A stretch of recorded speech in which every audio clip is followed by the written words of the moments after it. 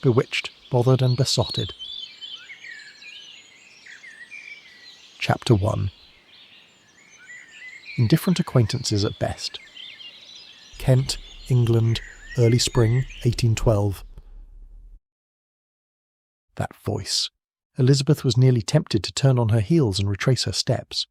Of all the places in the world, what are the odds of encountering him here in Kent, she whispered. She's tolerable, but not handsome enough to tempt me. Even now the words struck her as forcibly as the first time she'd heard them. Indeed, the first time she had ever heard him speak.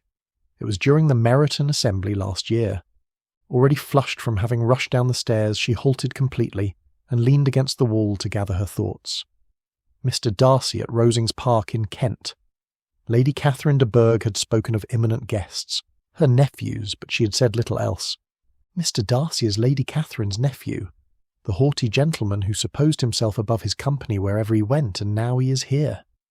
She threw a quick glance at her reflection in the mirror across the hall, and could not help recalling the way he always looked at her whenever they were in company in Hertfordshire, as though he was looking merely to find fault. Part of the reason she was eager to be away from Hertfordshire within weeks of his arrival, along with his friends from the north, was the chance to escape his presence. The man was insufferable, as were his lofty cohorts. The other had to do with her own mother, who perceived Elizabeth as a hindrance rather than an inducement for the eldest Bennet daughter's budding romance with Mr. Darcy's friend, Mr. Charles Bingley. Mr. Bingley had let the estate neighbouring that of her father. His preference for the eldest sister, Miss Jane Bennet, was evident to anyone who would see, and Elizabeth's mother, Mrs. Francine Bennet, was sure he would make Jane an offer of marriage.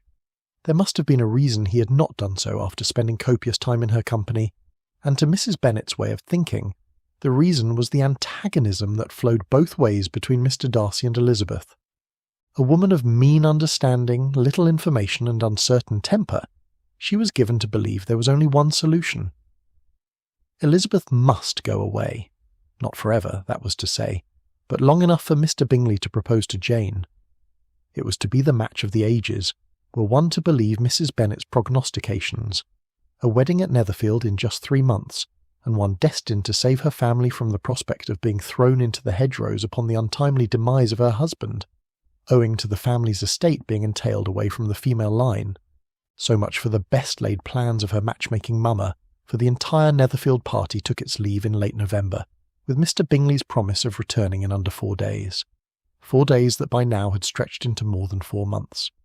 In the interim, Elizabeth had not returned to Hertfordshire. Instead, her circle of acquaintances had increased. What started as a stay with her uncle and aunt, Mr. and Mrs. Gardiner, in town, had led to a visit to a country estate with a friend of her aunt, a Mrs. Cash, in want of sensible female companionship to accompany her on her travels throughout England. Bath, Weymouth, and Ramsgate were but a few of the places Elizabeth had been, and now she found herself in Kent as the guest of Lady Catherine de Bourgh, ostensibly to spend time with her ladyship's daughter. Not necessarily as a companion, and certainly not a paid one. Elizabeth was a gentleman's daughter just as much as Miss Anne de Bourgh was, after all. But it was an arrangement that afforded Elizabeth the chance to enjoy every comfort the heart of a young maiden bent on adventure could desire, an extension of her affection for Mrs. Cash, who had recommended her to Lady Catherine, and for Elizabeth's part she could have no reason to opine. The clock rang out, causing Elizabeth to start. Now she was late, and Lady Catherine hated that, having had cause to remind Elizabeth, who often lingered in the lanes on one of her solitary rambles far too long. Along with her ladyship's displeasure, Elizabeth was moments away from standing face to face with the last man in the world she had expected, even wished to see. She drew a deep breath and approached the door, where the footman then opened it, allowing her to step inside the parlour. Mr. Darcy swallowed hard, rose to his feet and bowed. Miss Elizabeth. All eyes in the room turned in Elizabeth's direction. From her purple velvet high-backed chair, which Elizabeth likened to a throne, Lady Catherine appeared quite taken aback. A tall, large woman, with strongly marked features, which might once have been handsome, she said, "Young woman, do you know my nephew?" "Yes, your ladyship. He and I are somewhat acquainted." As one whose very essence spoke of her aristocratic roots, Lady Catherine reared her regal head. "How can that be?" Before Elizabeth could fashion a response, the gentleman standing beside Mr. Darcy said, "Allow me to introduce myself. I am Colonel Fitzwilliam." The gentleman took a bow. "It is a pleasure to make your acquaintance." "I am sure the pleasure is all mine," Elizabeth replied with a slight curtsy. Here was a man of about 30, not handsome, but in person and address most truly the gentleman. She surmised he possessed none of the unamiable qualities of the proud man he stood next to, who was still staring at Elizabeth in the same manner she had grown accustomed to during their brief time in Hertfordshire. There was nothing amiable about him as best Elizabeth could tell. Her thoughts tended to the last time they were in company in Hertfordshire, when Sir William Lucas, from an estate neighbouring her father's, had prevailed on the gentleman to dance with Elizabeth. She had refused him, of course, citing her walking that way was not meant to entrap a dance partner. The gentleman's ensuing request for a dance had not deluded her for a moment, and she was in no mood to give consequence to one who had been coerced into making the offer. A mere formality on the gentleman's part was all it had been. She recalled having looked at him archly, turning and walking away, not caring if her resistance had further injured her with him. The sound of the haughty gentleman's voice drew Elizabeth back to the present. "We met in Hertfordshire last autumn," Mr. Darcy was explaining to his aunt. "I was a guest of my friend Charles Bingley at Netherfield, an estate that abuts Longbourn Village, the Bennet family's estate in Hertfordshire." "Longbourn Village in Hertfordshire," Lady Catherine repeated. "Yes, I recall your having informed me," she said to Elizabeth, "although I am almost certain I have heard it mentioned by someone else before. No doubt I shall recall the source soon enough." The Colonel interrupted. "Yes, in fact, your ladyship, Darcy was speaking of his stay in that part of the country during our journey hither. He spoke of having performed a great service for his friend." Mr. Darcy threw his cousin a look. "I dare say this is not the time." The Colonel paid him no mind. "I do not know why it is not. Saving a friend from a most disadvantageous alliance is nothing to be ashamed of. Indeed, you ought to be commended for acting as decisively as you did." Shaken by this revelation, Elizabeth asked, "What, pray tell, did Mr. Darcy do, if I might inquire?" "Oh, he did not speak to me of his method, but as you two are previously acquainted, I do not suppose he would not tell you himself." Ignoring the one person she had long feared might have played a part in Mr. Bingley's defection, she continued speaking to the Colonel. "Did he give a reason for his behaviour?" Here again Mr. Darcy gave his cousin a look that spoke of his displeasure. "Again, I do not know all the particulars, but I believe it had to do with the young lady that Bingley was infatuated with at the time, something about the unsuitability of her family." The tumult in Elizabeth's mind could not be disguised, and she sought the closest seat. Mr. Darcy separated her sister and his friend. His actions had led to the exposure of one to the censure of the world for caprice and instability, and the other to its derision for disappointed hopes, and in Jane's case in particular, subjected her to misery of the acutest kind. Mr. Darcy did all this. The gentleman had only been in Kent for a few hours, and already she was wishing him gone. How long must she be subjected to the presence of such an insufferable man? She supposed she might take her leave in order to escape him, but she had already committed to a stay of 2 months. She had only been there for just under a fortnight. Surely there was no reason to hope he would leave Kent, not on the heels of his arrival. Who was to say how long he would be there? Certainly not her, for she was a guest herself. No, she must simply suffer the haughty man once more. She had managed to do so once before, she could do so again. And with such an agreeable man as the Colonel to divert her, she supposed it was not the worst thing she could be doing. After dinner, when the gentleman had joined them, the card table was placed. Lady Catherine, the Colonel, Mr. Berg, and the latter's paid companion, Mrs. Jenkinson, sat down to quadrille, leaving Mr. Darcy and Elizabeth to their own devices. She was standing and looking at Lady Catherine's caged birds when he approached her. "Miss Elizabeth," he paused, "I find I cannot leave what my cousin said earlier unaddressed." "I wonder, sir," she said, turning to look at him, "that you would think it necessary to address it with me." "I suspect I know you well enough." He glanced away and after a moment looked back at her and continued, "Well enough to imagine how it must have sat with you. Why would it affect me at all? That is, unless you're saying that the family whom you found so wanting was my own, and the young woman you saved your friend from was my sister Jane. Is that what you are saying?" His hand tightened, giving Elizabeth cause to suspect she had struck a nerve. "There is more to what happened than that. You—" Before he could say more, they were interrupted by Lady Catherine, who called out to know what they were talking about, and receiving no account which she deemed sufficient, she ordered Elizabeth to play something. "We should all like to hear whether you have improved since your arrival," her ladyship declared, "given that I told you that you may play on the pianoforte in Mrs. Jenkinson's room, where you will be in nobody's way." Elizabeth was glad for the interruption and made her way to the instrument. Moments into her exhibition, she was not pleased to look up and glimpse Mr. Darcy standing there. She kept moving her fingers across the keys, though her concentration wavered. What business did he have in approaching the pianoforte? The others remained at the card table and engaged in conversation, yet he had positioned himself where she could not ignore him. Her performance suffered from it. A note rang false, and Elizabeth felt a flush of heat. She corrected quickly, pressing on with more determination than proficiency. He did not speak a word. She was acutely aware of his scrutinizing gaze, which seemed to be fixed directly on her. A prickling sensation spread across the back of her neck. Why does he not speak if he means to stand there? Why does he not return to the others if he has no purpose? Elizabeth resolved not to look up again. She would finish the piece as best she could as soon as she could, and quit the instrument entirely. Her fingers fumbled again. The situation was unbearable. She had played this piece 12 times without error, and now she performed like a novice at her first exhibition. If he means to unsettle me, he is succeeding admirably. By now the other occupants in the room had grown quiet. The cards had been forgotten, and she sensed their attention shifting toward the pianoforte, toward her faltering performance, and the tall figure standing beside it. Striking the final chord with more force than was necessary, she brought the piece to a hasty conclusion. The sound reverberated through the room. "Thank you, Miss Bennet," Lady Catherine said. "I can hear that you have been practising, though there is still much room for improvement. Your fingering in the middle passage was quite unremarkable." "Yes, your ladyship." Elizabeth rose from the bench, intending to retreat to a corner of the room, but Mr. Darcy's voice arrested her. "Miss Elizabeth, might I prevail upon you to walk about the room with me?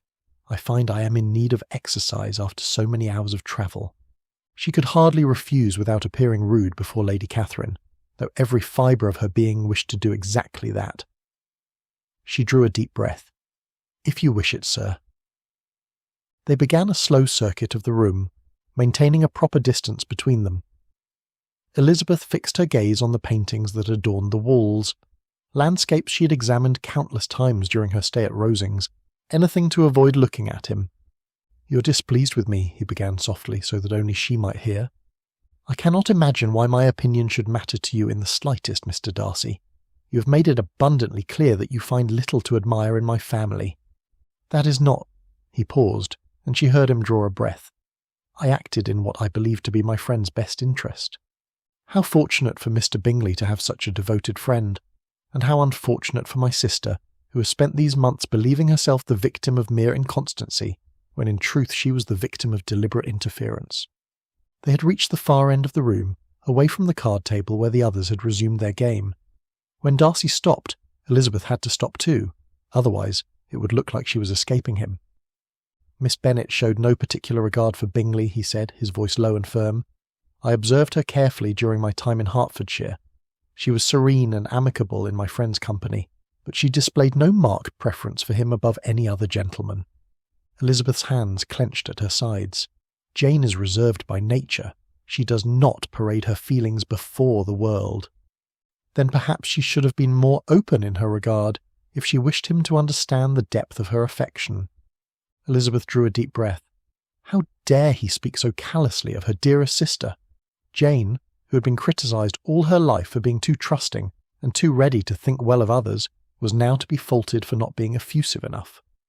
"You presume a great deal, sir, to judge the feelings of a woman you barely know, but then presumption seems to be a particular talent of yours." "There were other considerations," he said. "Ah, yes.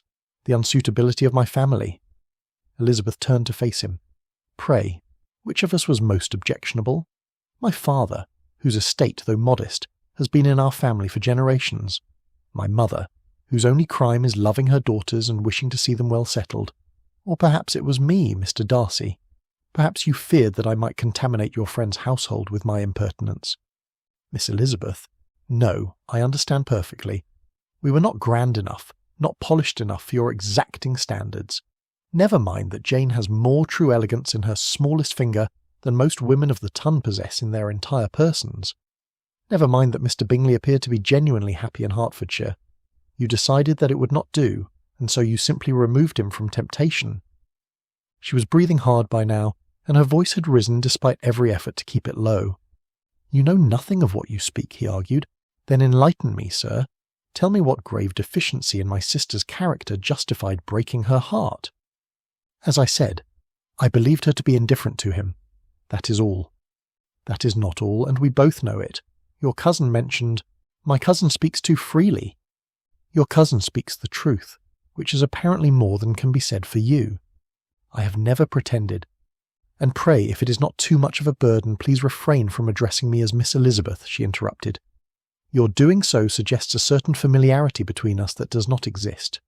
Refer to me as Miss Bennet. It is only proper, as my elder sister is far away in Hertfordshire." As though unable to mask his frustration, Mr. Darcy stared at his walking companion, his eyes dark and brooding. At length he uttered, "By all means." "Indeed, by all means," was Elizabeth's response.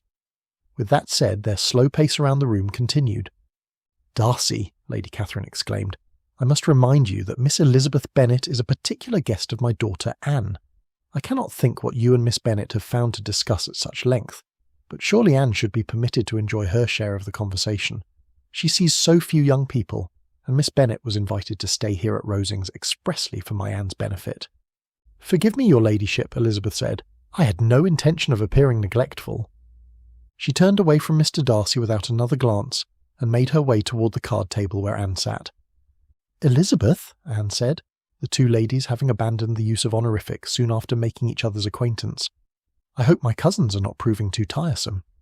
"Not at all," Elizabeth uttered, settling into the chair Mrs. Jenkinson had vacated for her. "Colonel Fitzwilliam has been most agreeable."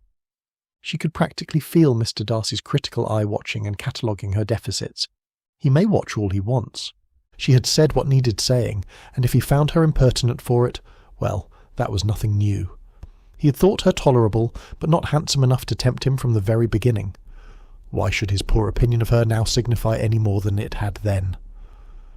Anne leaned closer. "I never knew you could claim an acquaintance with Darcy from before."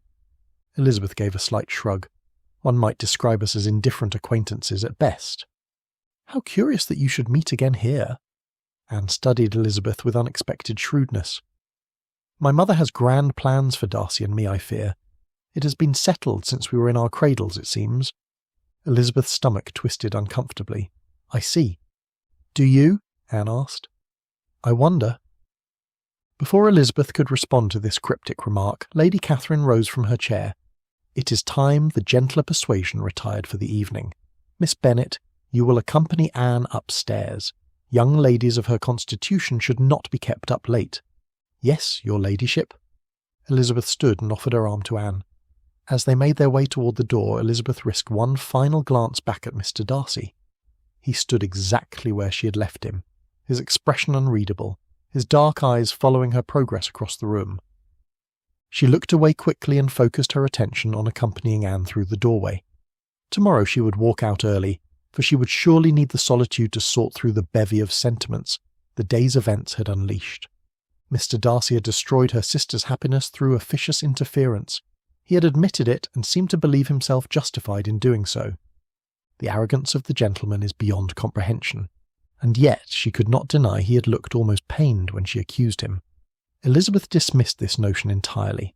Mr. Darcy's feelings, whatever they might be, are no concern of mine.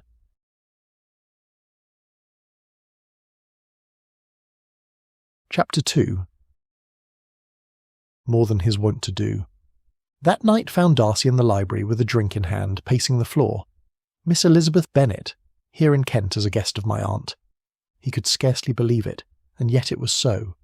The young woman who had taken up far more of his thoughts than her station, had warranted all those months ago in Hertfordshire, was here, now, when he believed he had taught himself to banish her from his mind. The memory of their last time in company at a gathering at Lucas Lodge that had haunted Darcy for months would not be repressed. He had arrived that night expecting another crowd of country gentry, engrossed with local concerns and notions of their own self-importance. Darcy took a sip of his drink, recalling the instant he had seen her.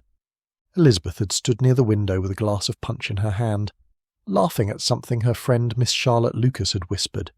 The room's lighting captured the curve of her neck and her light and pleasing figure, which had compelled him to rely upon his initial assessment from the Meryton assembly, that she was merely tolerable, but the words rang hollow even in his own mind. As did a later attempt to persuade himself against her when he remarked he would sooner call her mother a wit than allow for any beauty in her. He had tried to look away, focusing instead on the Bingley sisters, Caroline and Mrs. Louisa Hertz, with their affected civility and thinly disguised disdain of their hosts. But his gaze kept drifting back to Elizabeth, drawn to the genuine delight that transformed her features when she smiled. Unlike Caroline and Louisa, who feigned amusement like actresses at a London theatre, Elizabeth's expressions flowed naturally, unguarded, and without pretense. Unwilling to join any conversation directly, his pride preventing him from approaching her, Darcy had positioned himself near enough to overhear her exchange with Miss Lucas. He pretended to be interested in a portrait hanging nearby while his attention was invariably fixed on Elizabeth's voice. He had smiled before he could stop himself, while his eager mind catalogued each clever observation she made. When he finally allowed himself another glance in her direction, Darcy had found himself questioning what he was about. He had completely abandoned his initial judgment. Elizabeth's features were rendered uncommonly intelligent by the beautiful expression of her dark eyes. There was something in the arch of her brow, the curve of her lips when she spoke, that suggested a mind constantly at work. This realization had unsettled him. He had suffered physical attraction before, but never to this extent, and he had begun to suspect that were it not for the inferiority of her circumstances in comparison with his own, he would be in great danger. Darcy took another sip of his drink and relished the dark amber liquid flowing down his throat. He did not think he would ever forget what happened when Sir William Lucas had noticed him standing apart from the company. Soon after approaching him, the man had summoned Elizabeth before them. "My dear Miss Eliza," Sir William had said, taking Elizabeth's hand before she could protest, "why are you not dancing?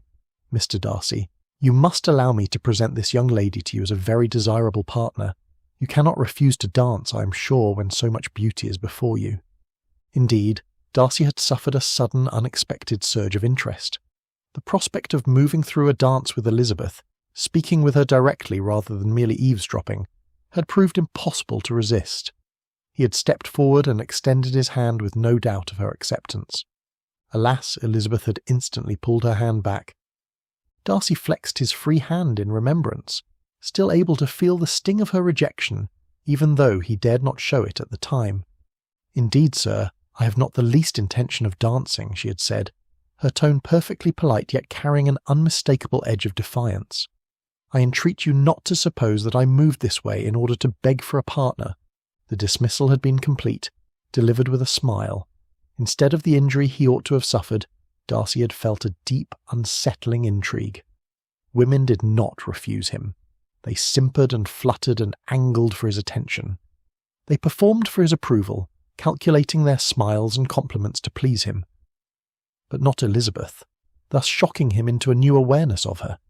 His capitulation was all but complete when later, in response to Caroline Bingley's teasing about his displeasure in being there, he had remarked, "Your conjecture is totally wrong, I assure you.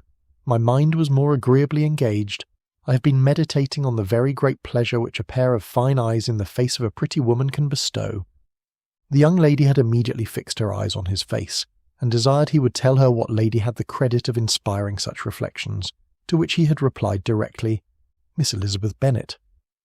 Darcy had learned days later that Elizabeth had left Hertfordshire with no indication of when she might return, and he recalled thinking how fortunate for him that she was gone.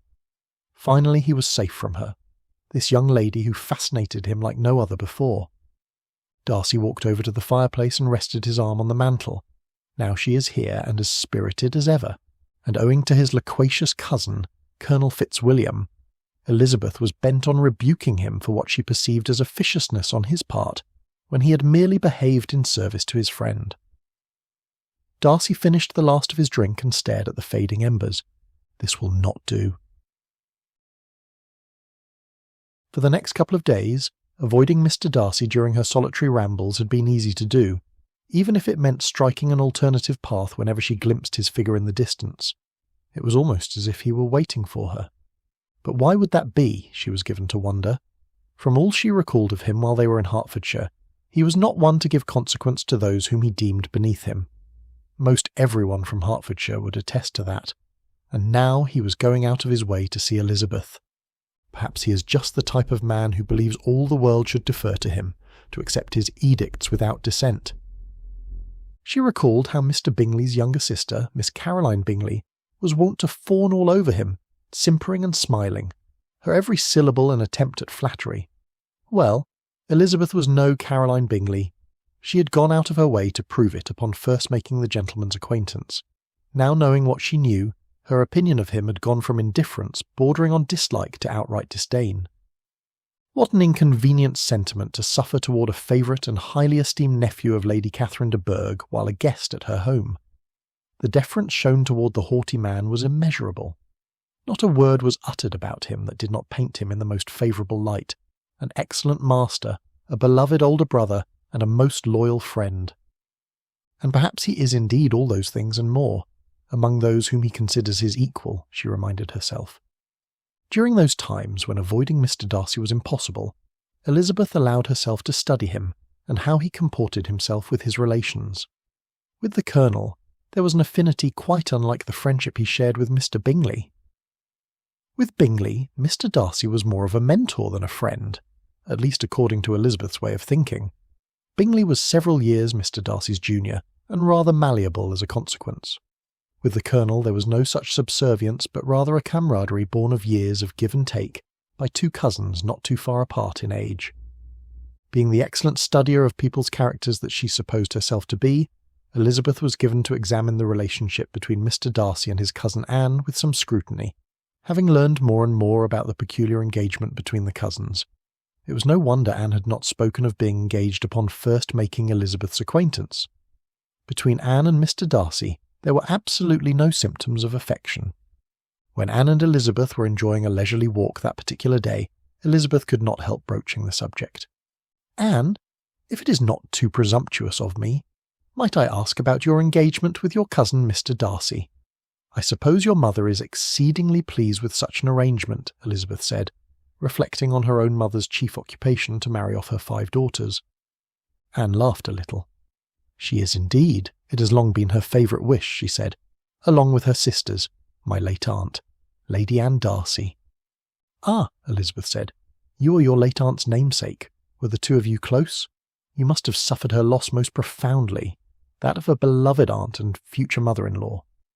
"My aunt's passing took a great toll on all our family, as one would expect, with her being the youngest among her siblings and the mother of a young child, Georgiana. However, any grief I suffered had nothing to do with the loss of a future mother-in-law, I assure you. My mother and my aunt did their part in planning the union. Its execution depends entirely on my cousin Darcy and me." "Pardon me, but you do not seem entirely persuaded," Anne said.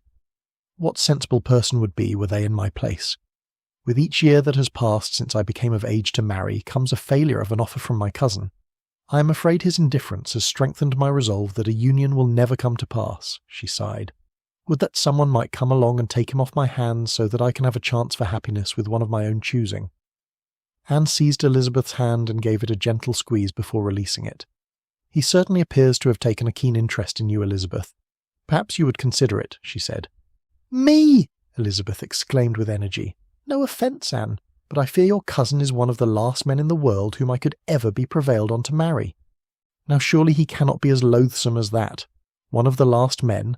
What has my cousin done to deserve such disapprobation? What has he not done would be an easier question. I dare not elaborate, for surely we would be here all day. And far be it from me to say anything that might poison your mind against me or your cousin." "Oh, you need not concern yourself with that. I would very much like to know what the basis for your unfavourable opinion of Darcy is. Do not suppose for one instant it has gone unnoticed, how you seek to avoid him. Might it have anything to do with the things the Colonel spoke of when they arrived here in Kent? Do you know the family in question?" Elizabeth felt her colour rising. "I would be lying if I said no, but it is more than that. From the first moment I met him, his character was fixed. Again, I am not certain if I ought to confide in you how my past with Mr. Darcy unfolded. Now you have truly piqued my curiosity. I have grown quite fond of you since making your acquaintance. I should like to think my fondness is reciprocated." Elizabeth nodded. "Indeed, it is. That is part of the reason I am wary of speaking ill of your cousin." "What say you for the purposes of this discussion we do not think of him as my cousin, but rather the haughty man that even I know him to be?" "Well, if you insist." "I do. Pray tell me how he behaves among strangers." "You shall hear then. But prepare yourself for something very dreadful. The first time of my ever seeing him in Hertfordshire, you must know, was at a ball. And at this ball, what do you think he did?" Elizabeth did not wait for Anne's reply. Instead, she continued, "He danced only 4 dances with the ladies in his own party, though gentlemen were scarce, and to my certain knowledge, more than one young lady was sitting down in want of a partner." Elizabeth went on to explain how the gentleman's friend had even prevailed on him to stop standing around looking so stupid when he had much better dance. It was an overheard conversation she was sure she would never forget. "You see," she began, "Mr. Darcy and Mr. Bingley stood perhaps 5 feet from me, and they spoke without the slightest awareness that anyone might overhear." She pressed her lips together. As I already said, Mr. Bingley had been urging him to dance. He seemed the sort of young man who could not bear to see anyone standing idle at a ball, least of all his own friend. Elizabeth offered a half-smile, and Mr. Darcy refused, quite firmly. He said he detested dancing unless he was particularly acquainted with his partner. He maintained that at such an assembly it would be insupportable. He even mentioned every woman in the room would be a punishment to stand up with. Mr. Bingley derided him for it, calling him fastidious. Bingley said he had never met so many pleasant girls, and several of them were uncommonly pretty. She traced her finger along the seam of her shawl. And then Mr. Darcy looked at my sister Jane. He told his friend that he was dancing with the only handsome girl in the room. Elizabeth could still picture in her mind the way Mr. Bingley had beamed upon hearing his friend's approbation of Jane. "But Mr. Bingley would not leave it there," Elizabeth continued. "Referring to me, he said there was one of Jane's sisters sitting just behind Mr. Darcy, who was very pretty and very agreeable, and he offered to have his partner make the introduction." Her chest tightened in recollection as if she were back at the assembly. Mr. Darcy turned around and looked at me, no doubt looking to find fault. And then he caught my eye, and he looked away, and he said I was tolerable, but not handsome enough to tempt him. He added that he was in no humour to give consequence to young ladies who had been slighted by other men. Elizabeth let out a deep breath and continued, "And he told Mr. Bingley to return to his partner and enjoy her smiles, because he was wasting his time." Upon hearing Elizabeth recount all this after a moment of disquiet, Anne inquired, "What did you do?" "I did what any young woman would do whose vanity had been so severely wounded." At the sound of approaching footsteps, Elizabeth's thoughts scattered. The intimacy of her conversation with Anne swiftly gave way to the polite composure acquired by company. Colonel Fitzwilliam, his countenance ever cheerful, appeared first. His manner was open and lively.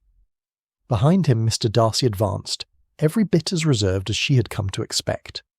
"Ladies, I trust your walk has been agreeable," the Colonel said. Anne replied, "Very much so, cousin. The day is too fine to remain indoors."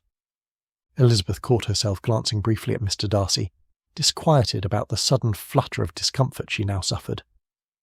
"I hope we are not intruding," the Colonel said. "Not at all," Anne replied. Then, turning just enough to include Elizabeth, she added, "We were discussing first impressions, those fashioned at assemblies and elsewhere." Elizabeth tried to suppress a smile. The Colonel, evidently intrigued, raised his brows. "Now, that is a subject fraught with peril. In view of the shared history between you and Darcy here, I should like to learn how your first impression of him was formed." "Indeed," Elizabeth replied, allowing a spark of mischief to dance in her eyes. "You shall hear it all, but prepare yourself for something very dreadful," she began, and proceeded to recite many of the same words she had earlier shared with Anne, omitting the part about her being deemed merely tolerable in defence of her own sensibilities. "Mr. Darcy, you cannot deny the fact," she argued. "I had not at that time the honour of knowing any lady in the assembly beyond my own party." "True," Elizabeth replied, "and nobody can ever be introduced in a ballroom." "Perhaps," said Darcy, "I should have judged better had I sought an introduction, but I am ill-qualified to recommend myself to strangers." "Shall we ask your cousin the reason of this?" said Elizabeth, addressing Colonel Fitzwilliam. "Shall we ask him why a man of sense and education, and who has lived in the world, is ill qualified to recommend himself to strangers. I can answer your question without applying to him. It is because he will not give himself the trouble, said the Colonel. I certainly have not the talent which some people possess, said Darcy, of conversing easily with those I have never seen before. I cannot catch their tone of conversation, or appear interested in their concerns, as I often see done. Elizabeth did not mean to say more, thinking she had already said enough to the proud man she had promised herself to avoid. Yet, and still, she felt a healthy measure of satisfaction, having forced him to speak more than he was wont to do, and the conversation drifted to safer topics, local comings and goings, Lady Catherine's latest pronouncements, and the gradual unfolding of spring. Chapter 3. The cause of her distress. Elizabeth had often found that a solitary walk did more to elevate her spirits than the most agreeable company, and the lanes about Rosings Park, though lacking the natural, unadorned charm of paths in Hertfordshire, offered ample opportunity for such endeavours. On that morning, however, her tranquillity was soon disrupted by the appearance of Mr. Darcy, who appeared so suddenly that the usual escape proved impossible. They met as the path narrowed, and Elizabeth, summoning all the composure she could muster, offered a curtsy. "Miss Bennet," he said, bowing slightly. "Mr. Darcy," she replied. For a moment he appeared inclined to speak further, but perhaps recalling their last conversation, so little to his credit, he said nothing. Had she not been more disposed to resent what she supposed was his deliberate intrusion, Elizabeth might have amused herself by the odd way he lingered about. "The morning is exceedingly fine," he ventured at last, choosing the most threadbare of topics such an occasion warranted. "Indeed," she said, glancing upward. She knew saying more would have been the way to proceed with someone of such a taciturn nature, but as he had imposed on her solitude, he must be the one to carry the conversation, hence she waited. He regarded her intently, his expression earnest, almost pained. "I hope you will not think me intrusive, Miss Bennet. I have no wish to distress you further, nor to revisit former subjects. I merely—" Here he hesitated. A faint flush coloured his cheek. "I merely wished you to know that I have reflected much on your words. I am glad, sir, if my words were of use." He seemed about to continue, but once again said nothing. With the briefest of bows, he stepped aside to let her pass. She did so tentatively, uncomfortably aware of his eyes poring over her, and somewhat vexed to discover her heart beating faster than it should. As Elizabeth proceeded along the lane, her thoughts were aflutter. That Mr. Darcy should persist in seeking her company struck her as both vexing and perplexing. She could not help recalling the expression with which he had regarded her, so unlike the proud reserve she had once believed unflappable. She was not, however, of a temperament to dwell long on the possible sufferings of Mr. Darcy. Her own indignation remained too fresh. His injury to Jane was too deeply felt to allow for much consideration. Still, as she turned a corner and the great house of Rosings came into view, she was obliged to admit she was not wholly unaffected by the encounter. Elizabeth entered the house and joined the party for breakfast in the dining parlour, where Lady Catherine presided with her usual authority. Conversation turned, as it often did, to topics of rank, acquaintances and neighbourhood improvements. Elizabeth endeavoured to seem attentive without being drawn into the discussion. Mr. Darcy sat across from her and remained silent except for those instances civility demanded. Yet when Elizabeth glanced up, merely by chance, as she told herself, she found his gaze fixed upon her with a seriousness that seemed out of place in the midst of their present situation. He offered no further conversation, nor did he approach her when the meal concluded. Elizabeth excused herself and escaped outside. Her thoughts were in some disarray. Though she still suffered no intention of softening her opinion, she could not be insensible to the change in Mr. Darcy's manner, his seeming reluctance to encroach further upon her feelings. No, she would not indulge in idle speculation, but she could not entirely prevent her thoughts from wandering to the possibility, unwelcome though it was, that there were shades in Mr. Darcy's character more complex than she had supposed. For all his efforts to compose himself, Darcy found his thoughts restless and ill at ease.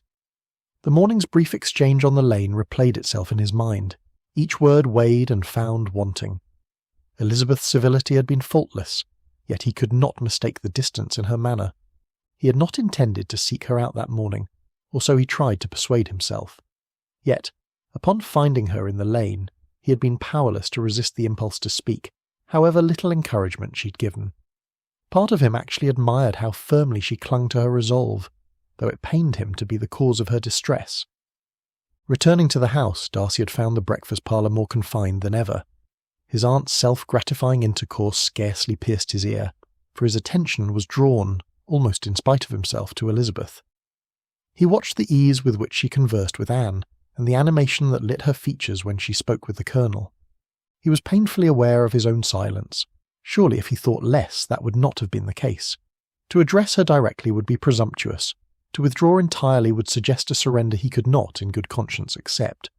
Instead, he maintained a careful reserve, civility without intimacy, attention without intrusion. It served as a reminder of his own folly. He had wished to convey his regret earlier on the lane, yet his words had proved inelegant, and alas, his mere presence an imposition. When Elizabeth had excused herself, Darcy had observed her departure with longing mingled with temperance. He could not follow. That privilege, he feared, was lost to him. Yet he resolved, with renewed determination, to prove by every means within his power that her words had not fallen on deaf ears. If she could not yet forgive him, he would at least ensure that henceforth she should have no further cause for complaint. Alone in the quiet that followed, Darcy admitted to himself that his admiration had grown despite her censure. He could not know what the coming days at Rosings might bring, but of one thing he was now certain. His attachment, once acknowledged, could not easily be set aside. Chapter 4. Whatever the cost. Darcy sat at the writing desk in his apartment. The candle sputtered, having burned low, and still the page before him was blank. Upon replacing the candle, he found himself hoping the fresh flame might also spur his attention toward the true task at hand. He could still hear Elizabeth's voice, unwavering as she defended her sister. Darcy had mistaken Jane's composure for indifference. He paused, his pen in hand, allowing the weight of his interference to settle in his chest. Had he truly been certain of her sentiments, or had he only wanted to be? The thought lingered, uncomfortable as it was. The material fact is what Elizabeth believes, and surely a sister's testimony must prevail over a stranger's prepossessions. He began his letter. "Dear Bingley, how shall I begin?" he harumphed. "How do I admit that I had interfered where I should not have, especially knowing how much Bingley relies on my counsel?" He wrote on. "When we left Netherfield, I advised you that Miss Bennet's feelings did not match yours. I see now that I was mistaken, and that I judged her too hastily. The fault was mine." He stopped for a moment of contemplation before moving on. What he had to say must be said right. He owed Bingley no less. Thus he proceeded in laying out a worthy account of the motives that had induced him, both then and now, words to the following effect. "I do not know what you will find if you return to Hertfordshire, but it is for you to discover, not for me to decide. I am sorry for my interference." Once satisfied that he had said all that needed saying, Darcy signed and sealed the letter. He set it aside. Perhaps Bingley would forgive him, perhaps not, but at least Darcy had tried to make amends, even if in doing so he had also performed a great service for himself. The letter arrived on a Tuesday morning, tucked in among the rest of Charles Bingley's correspondence. He might have overlooked it, if not for the familiar precise handwriting, Darcy's unmistakable hand. They had not corresponded since his friend departed London for his annual visit to Kent. Bingley turned the letter over in his hand before breaking the seal. It was not like Darcy to allow such a lapse to persist. Though they were not men who wrote to each other merely for the sake of writing, a brief note was usually sufficient to bridge any lengthy separation. At first he'd thought little of it. Darcy was visiting his aunt. He had estate matters to oversee. There were any number of reasons for the omissions. The seal gave way beneath his thumb. Drawing the letter from its envelope, he unfolded the pages and began to read. His eyes moved quickly over the first lines, then more slowly. A slight frown settled upon his brow. Bingley lowered the paper and stared at the hearth opposite him. The coals glowed steadily behind the grate, yet proved a poor distraction for the tumult in his mind. His friend's words refused to reconcile themselves with the man who had written them. Returning to the beginning, he read the letter a second time. This time he attended to every line, every qualification, and every admission. At length, he set the letter beside his untouched cup and rose from his chair. Crossing to the window, he gazed out upon the grey London street below. A carriage rattled past. A pair of tradesmen hurried along the pavement. The ordinary bustle of the morning continued undisturbed. Bingley barely noticed. Darcy was many things, Bingley reflected. Proud, certainly. Reserved beyond all reason at times, inclined to trust his own judgment where others might hesitate. The fault was mine. These were the words of his best friend. He could not remember another occasion, in all their years of friendship, when Darcy had owned up to any such frailty, least of all in writing as best Bingley could tell. He had trusted Darcy's judgment more than his own, he realised now. It had seemed reasonable. Unlike Darcy, he himself had always been too eager, too easily led by his heart. It was only natural, Bingley reminded himself, to have relied on Darcy's discernment. Darcy had always been the voice of reason when his own heart threatened to carry him away. He could not help but remember another time, a crowded assembly, the golden-haired Miss Laxton, her laughter as light and refreshing as a summer breeze.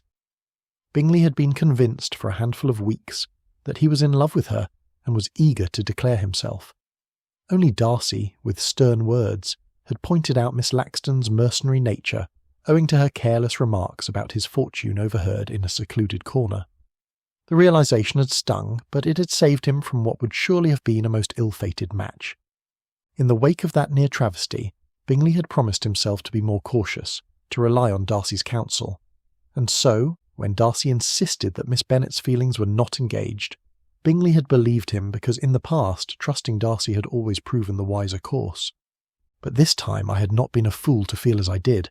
I had not been mistaken. He placed the letter on the mantel and studied it, letting memories rise that he had sought to keep at bay for so long. Jane Bennet. He had tried, time after time, to convince himself that their attachment had been fleeting, that it could not have been important. But the truth, however much he had tried to deny it, was simple. She had left an indelible mark on him.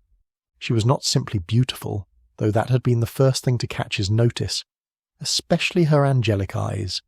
There had been something warmer and truer about her, a goodness he was sure he would never find again.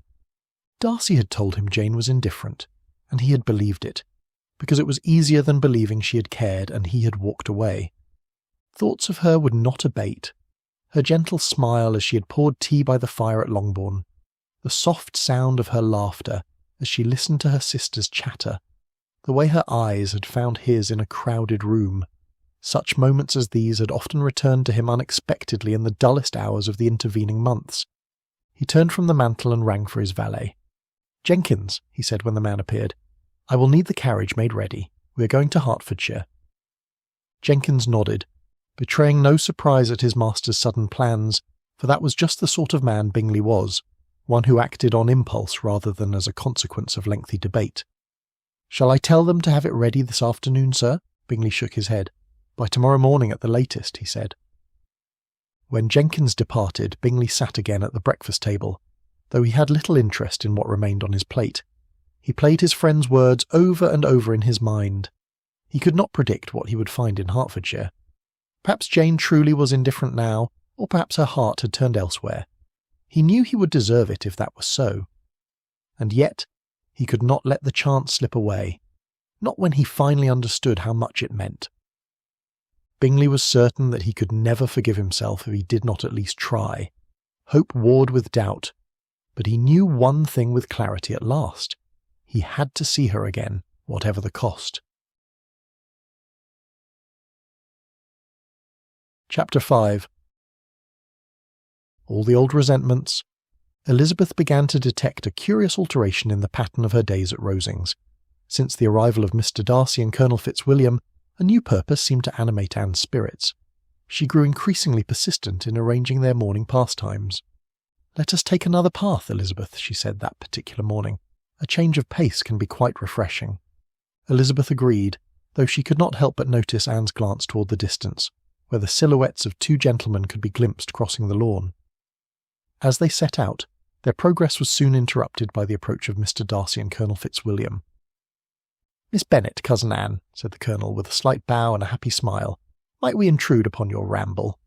Anne said, "We should be glad of your company, cousin." Mr. Darcy's greeting was noticeably stiff and reserved. "Elizabeth and I were just remarking how quickly the season is turning," Anne continued. The gardens will soon be at their best, do you not think so?" Nodding, Mr. Darcy agreed. "The grounds have rarely appeared as promising." As they walked, Colonel Fitzwilliam fell in step beside Elizabeth, drawing her into conversation on the sights she had seen during her recent travels. His manner was so open and unaffected that Elizabeth could not help but respond in kind. As the path narrowed, Anne attached herself to the colonel, drawing him forward with some inquiry about the ancient trees lining the avenue. Elizabeth was left to walk along beside Mr. Darcy. For a moment, neither spoke. Elizabeth kept her gaze ahead, determined to appear unperturbed, though her thoughts were anything but tranquil. Anne broke the silence, calling back over her shoulder, "Elizabeth, you have not told us which part of the country you most preferred. Was it Bath, or perhaps Weymouth?" "Each place had its particular charm," Elizabeth began, "though I believe my heart remains partial to the countryside." Colonel Fitzwilliam laughed. "Miss Bennet, you are wise to prefer the pleasures of the country. There is no peace in society." Speaking in a hushed tone, Mr. Darcy said, "I confess I have often felt the same." Elizabeth glanced at him, surprised by the candour, and for a fleeting instant met his gaze. Hints of an apology could be observed in his expression.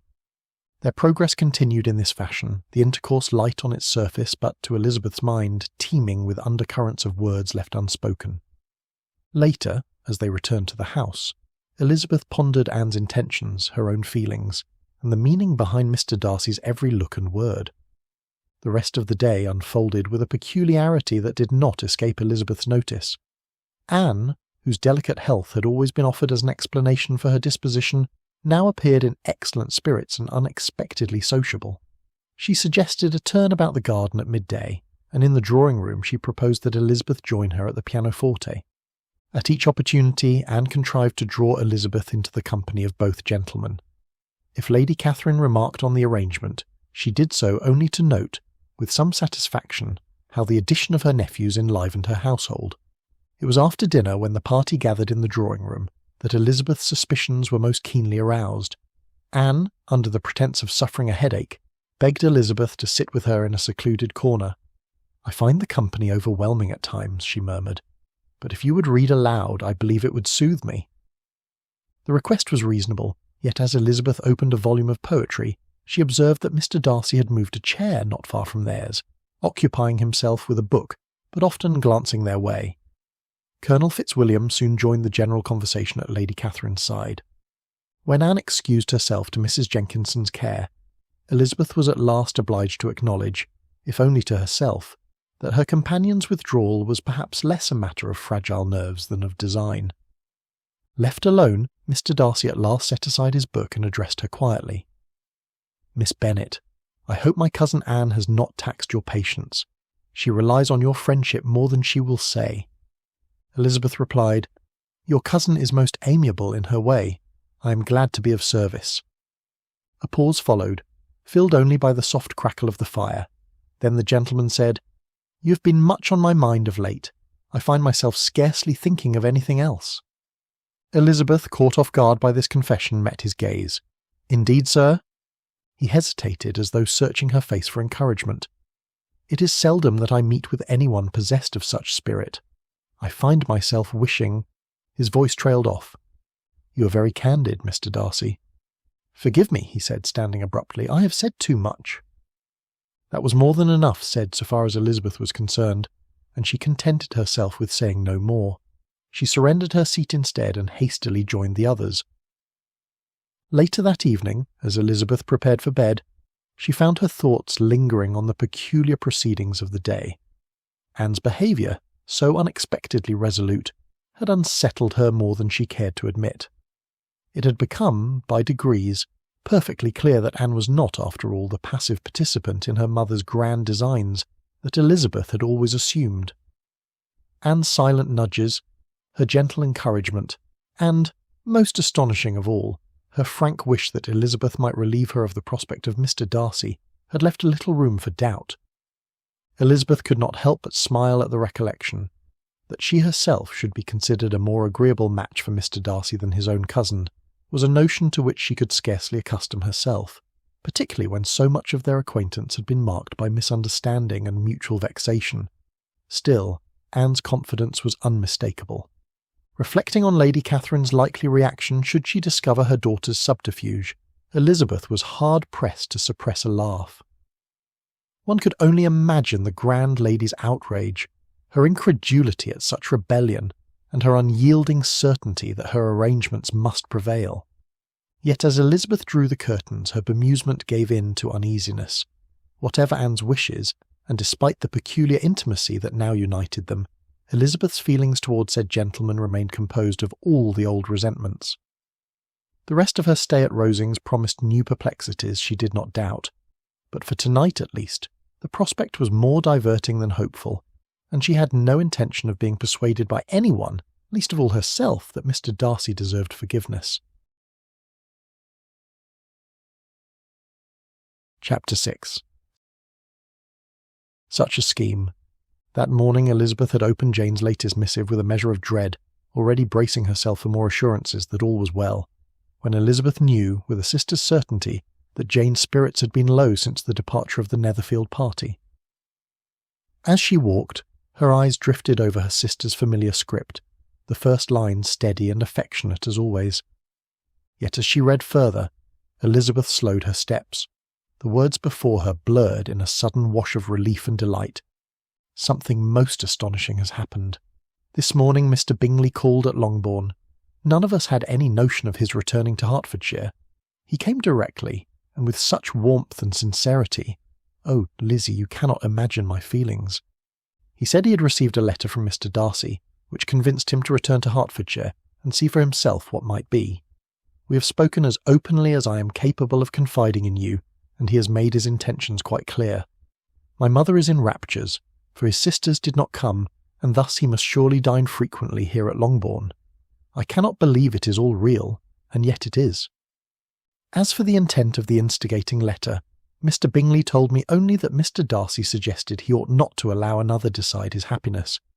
Oh, Lizzie, I am so grateful. I am happy, genuinely happy. I hope you will return soon so you may share an equal measure of my joy.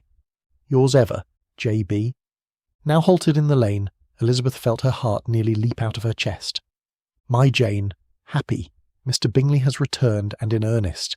And Mr. Darcy. In writing to Bingley, Mr. Darcy had proceeded to do exactly what she pleaded with him, not to try and explain to her. Indeed, he had acted, and with generosity she had scarcely believed him capable of exhibiting. She read Jane's letter again, this time with more deliberation, savouring every word. Gratitude of the deepest kind rose within her. How little she had understood him. How eager I have been to believe him without hope of redemption. Elizabeth retreated her steps at a brisk pace, her only thought being to find Mr. Darcy. She inquired at the house, and was told he could be found at the stables. Determined, she made her way there, the letter still pressed tightly in her hand. The stable-yard was quiet, but for the sounds of nature. Elizabeth espied Mr. Darcy at the far end, speaking privately with a groom before turning to inspect one of the horses. He looked up as she approached. A look of surprise spread across his features. He bowed slightly in greeting. Miss Bennet. Mr. Darcy, she began, her voice steady though her heartbeat raced. I hope you will forgive me for intruding. I want to thank you. His countenance clouded. Thank me? I have just received word from home. My sister Jane has written to me to say Mr. Bingley has returned to Hertfordshire. She said he was encouraged by a letter from you. Elizabeth paused, searching his face. You have done her and me a service I can never repay. Darcy's gaze dropped, and he busied himself adjusting the horse's bridle. I did not expect my friend to be so impolitic as to mention it. It was not my intention that you should learn of my interference. I dare say it was not interference, sir, Elizabeth began, but a kindness, one that has restored Jane's happiness. You must allow me to thank you on my sister's behalf. His eyes met hers. As much as I endeavoured to correct the harm I had inflicted, I believe I acted more for you, Miss Bennet. I wished to make amends, not only for Bingley's sake, but in the hope that, perhaps, I might earn a share of your good opinion. Elizabeth felt her cheeks warm. You have done much to change my opinion, sir. A silence fell between them. When at length he spoke again, his voice was soft and melodic. What you have been saying since we renewed our acquaintance has forced me to examine myself as I never had before. You have shown me what I must become, if I hope to deserve the happiness I once presumed too easily. Elizabeth could not help but smile. I am glad, Mr. Darcy, to know that my words were not in vain, and I am gladder still for my sister's sake. He smiled in return. Then I shall count myself fortunate indeed. Mr. Darcy glanced behind him toward the stable doors, then turned back to Elizabeth with a thoughtful expression. Tell me, Miss Bennet, do you ride? Elizabeth laughed, a little sheepishly. A little and very poorly, I'm afraid. I much prefer walking. Lady Catherine would say you ought to practice more, Darcy replied. Her advice on the subject is not to be ignored. I am sure her ladyship's opinion on equestrian matters is as unassailable as all her other pronouncements. Would you care to commence your practising now? Mr. Darcy offered, gesturing to the horses within. I will have the grooms ready a gentle mount for you, and we could ride out together. Elizabeth hesitated. I thank you, but I fear Lady Catherine might not look favourably on such a scheme. Why ever not? Mr. Darcy asked, genuine curiosity evidenced in his tone. Elizabeth arched her brow. Surely you cannot be oblivious to your aunt's wishes for you and your cousin Anne. My aunt's wishes are her own, but neither Anne nor I give them any serious consideration, he replied immediately, almost dismissively. I am, after all, a guest in Lady Catherine's home. I cannot pretend not to know her ladyship's hopes for her daughter. Then perhaps a compromise is in order. What if we asked Anne and Colonel Fitzwilliam to join us for a carriage ride into the countryside? I cannot see how any objection could be made to so proper an outing. Relief mingled with anticipation as she nodded. That, sir, sounds entirely unobjectionable. Then it is settled, Darcy said. I shall see to the arrangements. As they returned to the house together to solicit the opinion of the others, Elizabeth found herself almost looking forward to the prospect. What could be the harm, after all?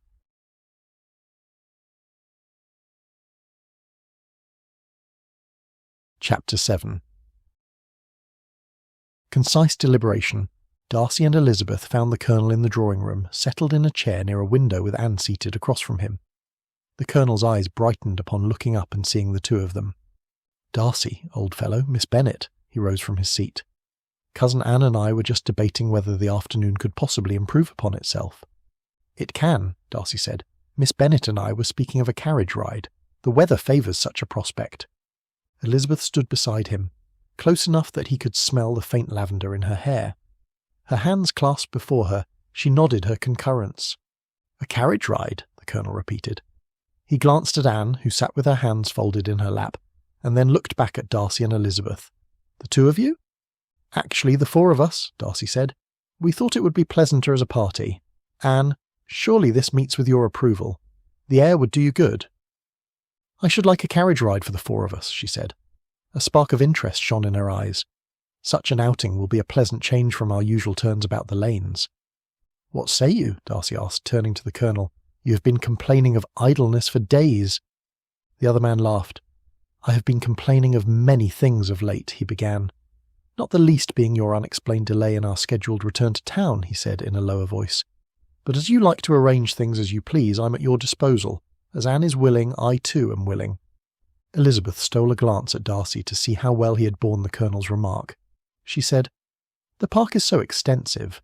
I'm sure there is much of Rosings Park that I have yet to see, to say nothing of what lies beyond. Then you shall see it all, the Colonel said. Darcy, which carriage do you recommend we take? The landau would seat us comfortably, he concluded, not awaiting a reply. Indeed, the landau. I've already considered it. I've spoken to my groom on the chance that the two of you would be amenable. A carriage ride. All eyes turned in the direction of Lady Catherine's voice. Everyone was, no doubt, surprised to see her standing in the doorway. She advanced into the room, her walking stick striking the floor with each step. Darcy, you propose to take Anne out? All of us, Lady Catherine, the Colonel said. Why? All of you? Lady Catherine's gaze settled on Elizabeth, lingered and moved on. That is one consideration, I suppose, although not one I would have thought to entertain. The silence that followed was not easily ignored. Darcy felt the injury to Elizabeth. It was my suggestion, Lady Catherine, he said. The afternoon is fine, and the confines of the manor house offer too little diversion. Anne's health is my concern, nephew, and I'm given to believe you feel it too. Lady Catherine seated herself in a chair and arranged her skirts. A carriage ride is an excellent notion. The air will strengthen her constitution, You will take the curricle. It is the most comfortable for her, and you will drive yourself. I will have the grooms prepare it directly." Fitzwilliam opened his mouth, but Darcy spoke first. "The landau would accommodate us all, Lady Catherine. We settled on it before you came." "The landau?" Lady Catherine arched her brow. "4 in a landau is a crush. My Anne requires room. You and Anne will take the curricle, and the others may follow in the low phaeton if they insist upon the outing." Darcy did not mean for his aunt to have her way, not at the expense of his wish for spending time with Elizabeth. "Your ladyship," he began, "we have planned the excursion as a party of 4. Anne has already expressed her willingness." "Anne is too obliging to refuse anyone anything." Lady Catherine turned to her daughter. "You are not equal to a long drive with 4, my dear. You know not your own limits." Anne looked down at her folded hands and then at her ladyship. "I am perfectly well today, mother." "Nonsense, you were fatigued at breakfast." Lady Catherine's tone brooked no contradiction. She turned back to Darcy. "You and Anne must take the curricle. The grooms will have it ready within the hour." "As I said, we have planned the outing as a party of 4, Darcy declared. "Then by all means you must make a party of it.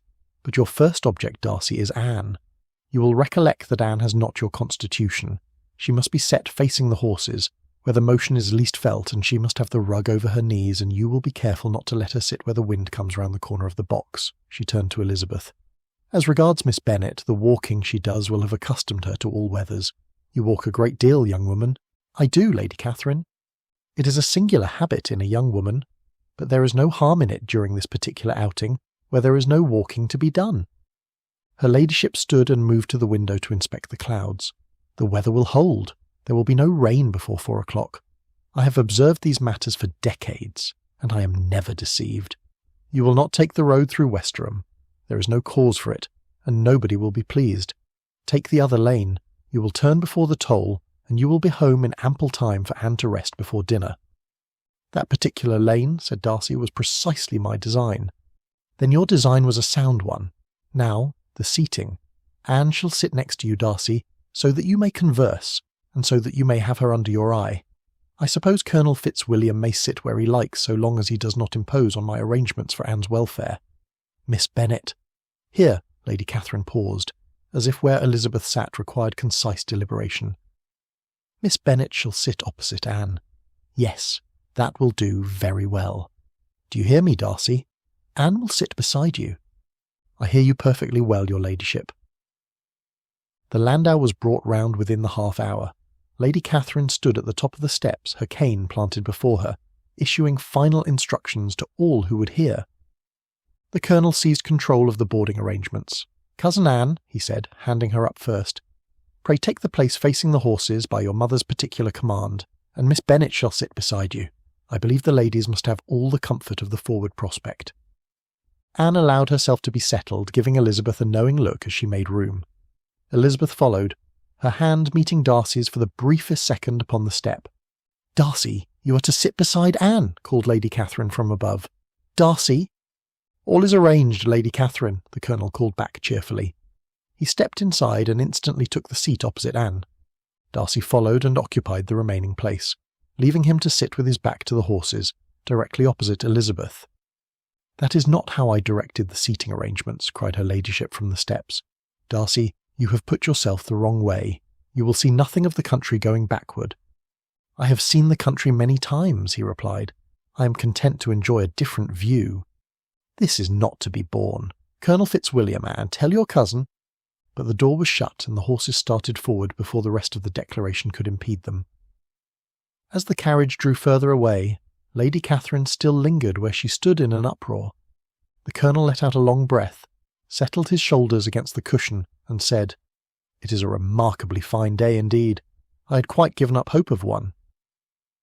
For Elizabeth's part, she looked out at the passing scenery. She did not raise her eyes to the gentleman opposite her, but as the carriage proceeded steadily into the lane, she remained entirely aware of the direction of his gaze.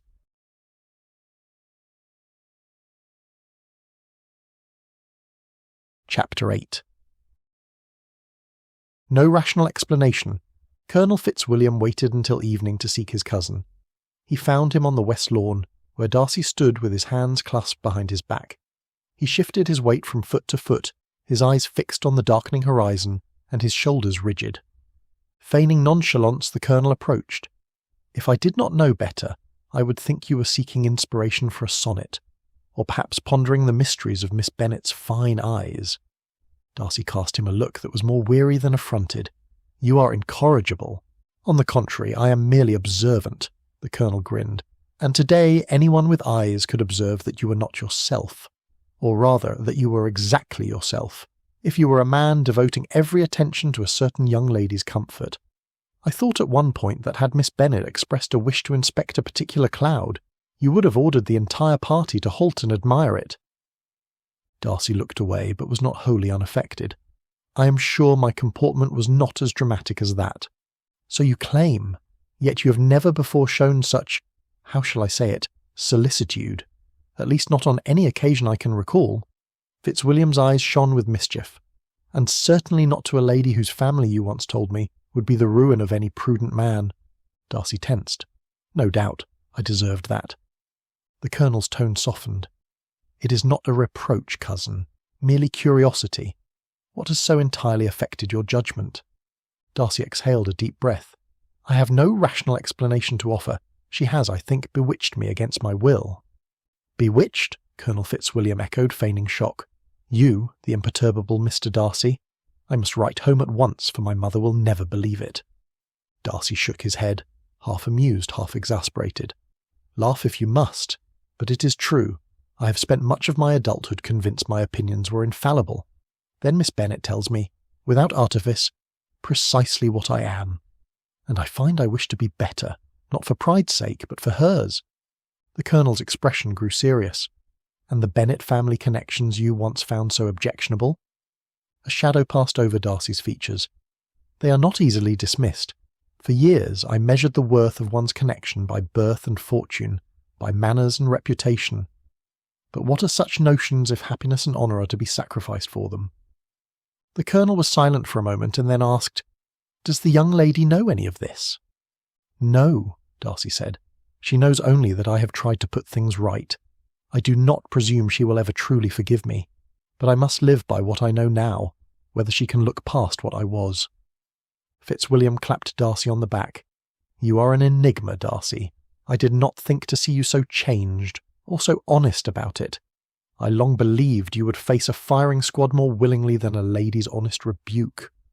Darcy scoffed at this picture of himself. "Pray it never comes to that." The Colonel grinned. "Well, I wish you luck, and I hope, when all is said and done, that Miss Bennet knows what she has done to you. And just as importantly, I pray that you do not turn back to your old ways, should she decide you are not to her taste." They walked in companionable silence for a few minutes, the evening air cool and fragrant about them. Finally Colonel Fitzwilliam spoke again. "I cannot say that I am not completely caught off guard by your regard for the young lady. The heart wants what it wants. You must know I am your most ardent supporter. You must not hesitate to call on me should you require guidance on how best to secure the lady's heart." Darcy regarded his cousin with circumspection.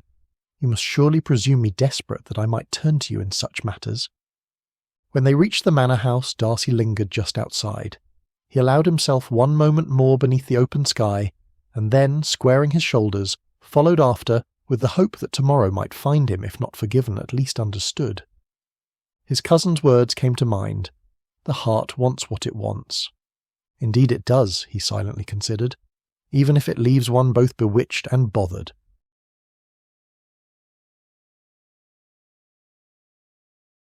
Chapter 9. So easily disturbed. Elizabeth sat with her book open, enjoying the quietness of the library. She was deep in the middle of the volume, in fact, when the door of the library swung open, and Mr. Darcy entered. He greeted her with a brief nod and proceeded toward the shelves. Elizabeth watched over the top of her book as he studied the spines. He took his time selecting 2 books, and after a moment, and much to her astonishment, he settled in the armchair beside her own. For a moment she considered whether to acknowledge him or return to her reading. Her curiosity won out. She glanced over with an arched smile tugging at her lips. "You find the library preferable to the drawing-room this morning, do you not, sir?" Darcy looked over. "It is quieter here." "I shall endeavour not to disturb you, then."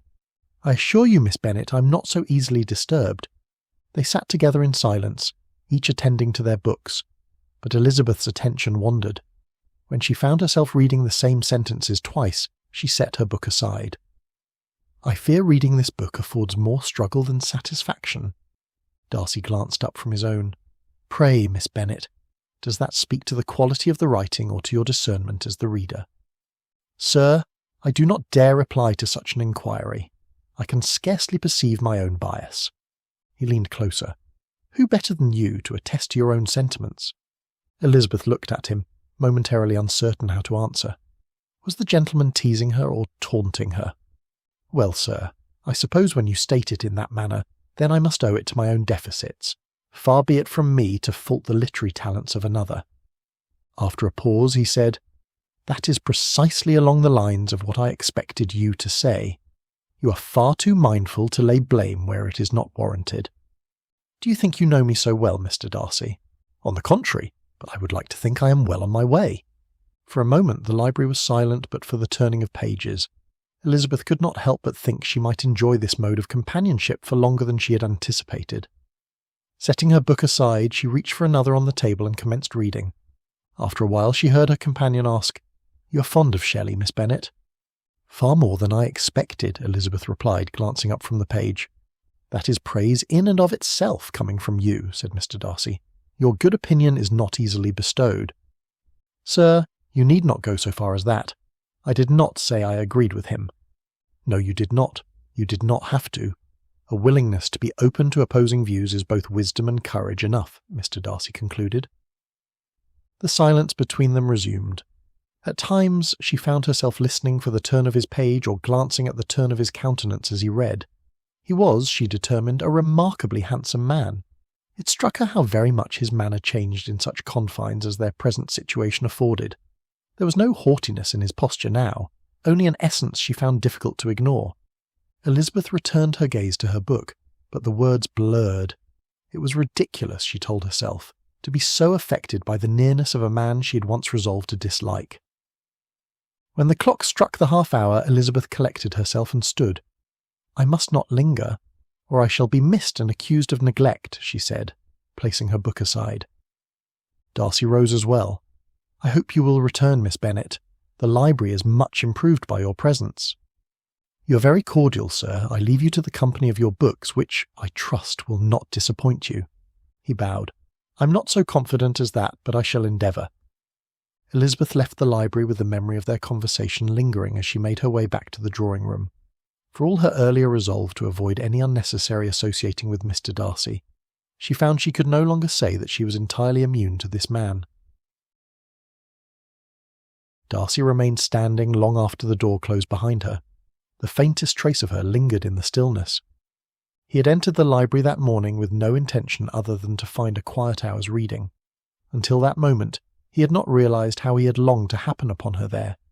He recalled the light in her eyes, the way her laughter softened the reserve he so often presented to the world.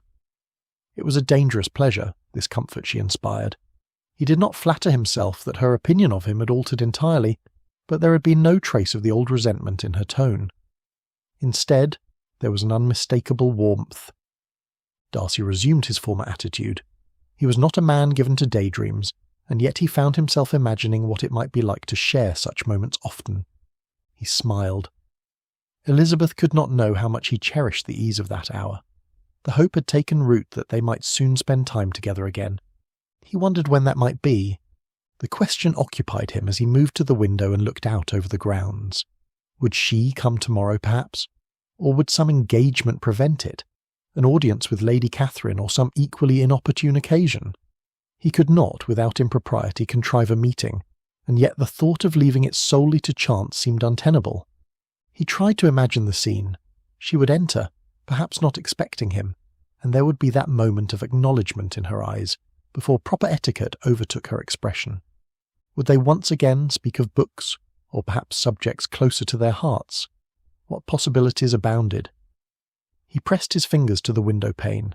The weeks which he had now spent in Kent had made a great difference in the country, and every day was adding to the verdure of the early trees. He had come to Kent in the same manner as always before, knowing exactly what he was about. Now there were so many questions. He was no longer certain of anything, only that everything had shifted in the space of mere days, rearranged irrevocably around her.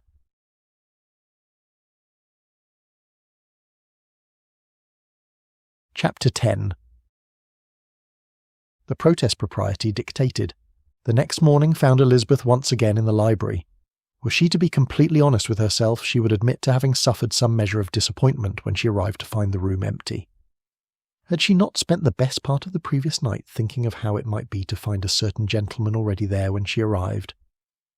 Elizabeth made her way to the shelves, intent on retrieving a book. She scarcely noticed how far she had extended herself, until her fingertips brushed uselessly against the desired volume. Determined, she bit her lip and tried again. Footsteps sounded behind her. Before she could turn, Mr. Darcy reached just above her shoulder, his nearness undeniable. Unhurried, his hand pressed against her outstretched fingers before claiming the book with ease. She startled. He placed his hand on the small of her back, steadying her with a touch both light and oddly settling. Elizabeth glanced up and her eyes met his. The moment seemed to stretch, robbing her of the power of the protest propriety dictated.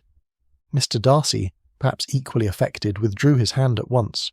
"Your book," he said, offering it to her. "Thank you," Elizabeth replied. She took the book from him and felt her fingers brush his in the exchange. With a brief nod, she returned to her seat, willing her heart to be still.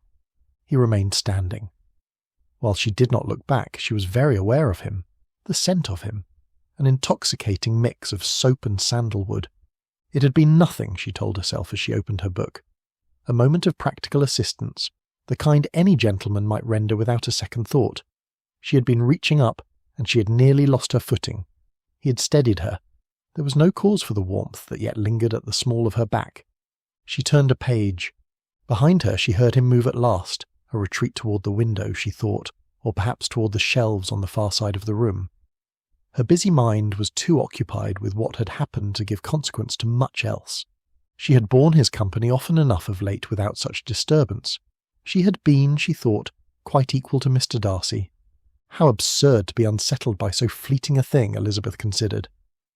With this resolve, she pressed the spine of the book a little more firmly against her palm and read on. Across the room, a page turned. He was reading then, she supposed. But why was he keeping his distance? Why had he not yet taken the seat closest to her, as he had done the last time the two of them were alone in the library?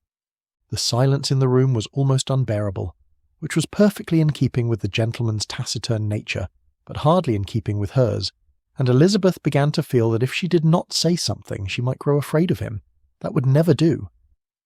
Clearing her throat, Elizabeth said, "Sir, do you often prefer to read while standing in such a place as this, where there is an abundance of comfortable seating arrangements at your disposal?" He tore his eyes from his book and regarded her intently, and before she could fashion her next sentence, he made his way to the seat closest to hers and sat. "Actually, Miss Bennet," he said, "I find this particular seating arrangement infinitely more preferable. Pray you do not mind." "Sir, I dare not suspend any pleasure of yours. Are you laughing at me, Miss Bennet?" "Are you not to be teased, sir?" Darcy smiled a little. "I suspect you enjoy making sport of others, and while I do not like to be fodder for others' enjoyment, for you I will gladly suffer the price. Sir, seeing that I am in your debt, I shall not add to your burden any further." "My debt, Miss Bennet?" She shook her head. "Indeed, for I would never have secured this particular book had you not happened upon me when you did. How shall I repay you?" Darcy leaned forward in his seat.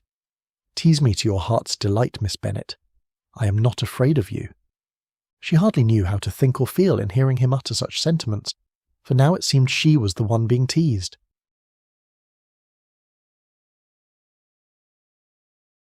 Chapter 11. A never-fixed mark. Days hence, Elizabeth was once again in the library. She had been there perhaps a quarter of an hour when the door opened, and there Mr. Darcy stood in the doorway. "Miss Bennet." "Mr. Darcy." He came further into the room, then paused.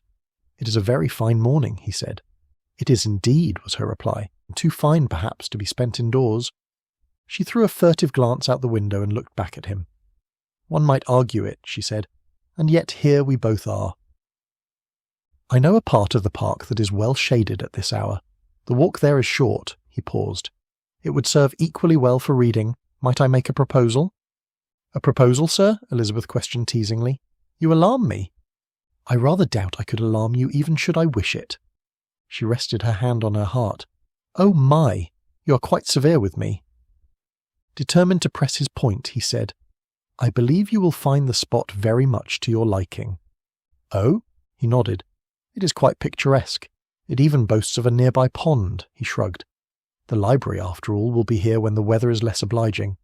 Elizabeth considered him, and for a moment she was without a ready reply. At length she returned the first book she had selected earlier on the shelf and kept the second. Then I suppose you'd better lead the way, Mr. Darcy. Then you will accompany me? I find myself very much inclined to do so. The delight which her reply was received brought a smile to his face. He stood aside to let her precede him to the door. Do you not intend to select your own book, sir? Elizabeth asked, clutching her book to her bosom.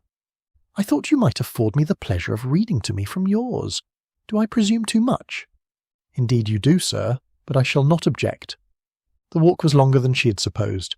They proceeded in companionable silence beneath the canopy of spring branches, while nature's sounds drifted through the air and a gentle breeze stirred the hedgerows. More than once Elizabeth found herself wondering whether Mr. Darcy intended to remain quiet the entire time. He had invited her on the walk. Taking the lead in amiable intercourse was the least he could do. At length he broke the silence. You have a habit of walking quite frequently at home, I recall, he said. I do indeed. My sisters used to say I was never easy unless I was rambling about the countryside. No doubt you miss your family, but you cannot always have been of Longbourn, as your stay at Rosings will attest. Are you pleased with Kent? Their arrival at the designated spot prevented her response, which was just as well, she supposed. A wooden bench stood beneath the largest of the trees. Mr. Darcy waited until she had seated herself before he sat at the further end of the bench. Glancing at her surroundings, Elizabeth admired every remarkable view. You were correct, she said at length. It is much too fine a day to be inside. She did not trust herself to look at him just then, and so she opened her book instead. She read several verses aloud, increasingly conscious that her delivery was wanting. The thought that a man of his discernment felt the same way too was untenable. She stopped mid-sentence, the book still open on her lap. I find I cannot continue, she said, closing the volume. This simple task exceeds my present capabilities, Mr. Darcy. We must find another means of passing the time. Upon looking toward the pond, she noticed a small boat beside the landing. Mr. Darcy followed her gaze. A boat ride, perhaps. The water is calm today. Elizabeth turned to him. If you insist. I do insist. He stood, offering his hand. Come. She looked at his hand for a long moment before placing hers in it. His fingers closed around hers and he drew her up from the bench. They did not release each other's hand immediately. Elizabeth felt the warmth of his hand, and then, more disconcertingly still, the absence of it when at last he let go.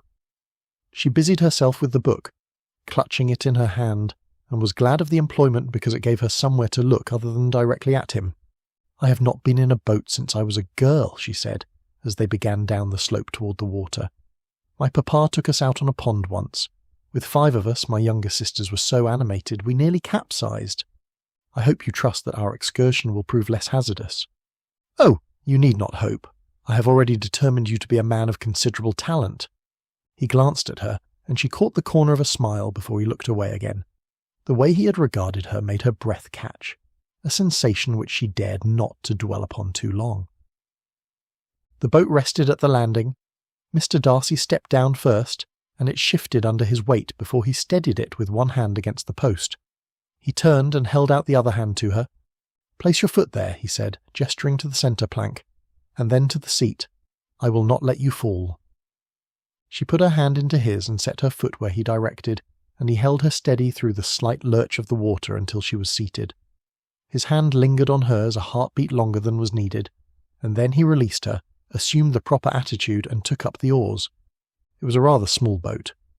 Mr. Darcy sat directly opposite her, near enough that, had she stretched out her foot, it must have met his own.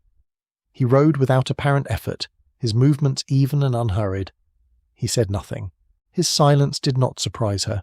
She had grown accustomed to it, to the piercing looks, the long intervals in which he appeared to study her, with that fixed attention she had once attributed to a disposition forever finding fault. Let him be silent, then. She turned her face to the bank and resolved to find the prospect perfectly agreeable. Despite the scenic view, Elizabeth could not keep her eyes off Mr. Darcy for too long.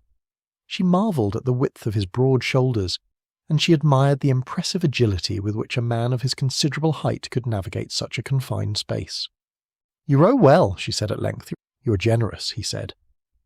Soon enough he drew up the oars and laid them along the gunwales, and the boat slid forward of its own accord, slowing, drifting along. Before she could form any inquiry, he reached across the space between them and picked up the volume she had set beside her upon entering without a word of permission. "Mr. Darcy," Elizabeth began, but he had already flipped through the pages, located the desired passage, and commenced reading. "Let me not to the marriage of true minds admit impediments. Love is not love which alters when it alteration finds, or bends with the remover to remove. Oh no, it is an ever-fixed mark that looks on tempests and is never shaken. It is the star to every wandering bark, whose worth's unknown, although his height be taken.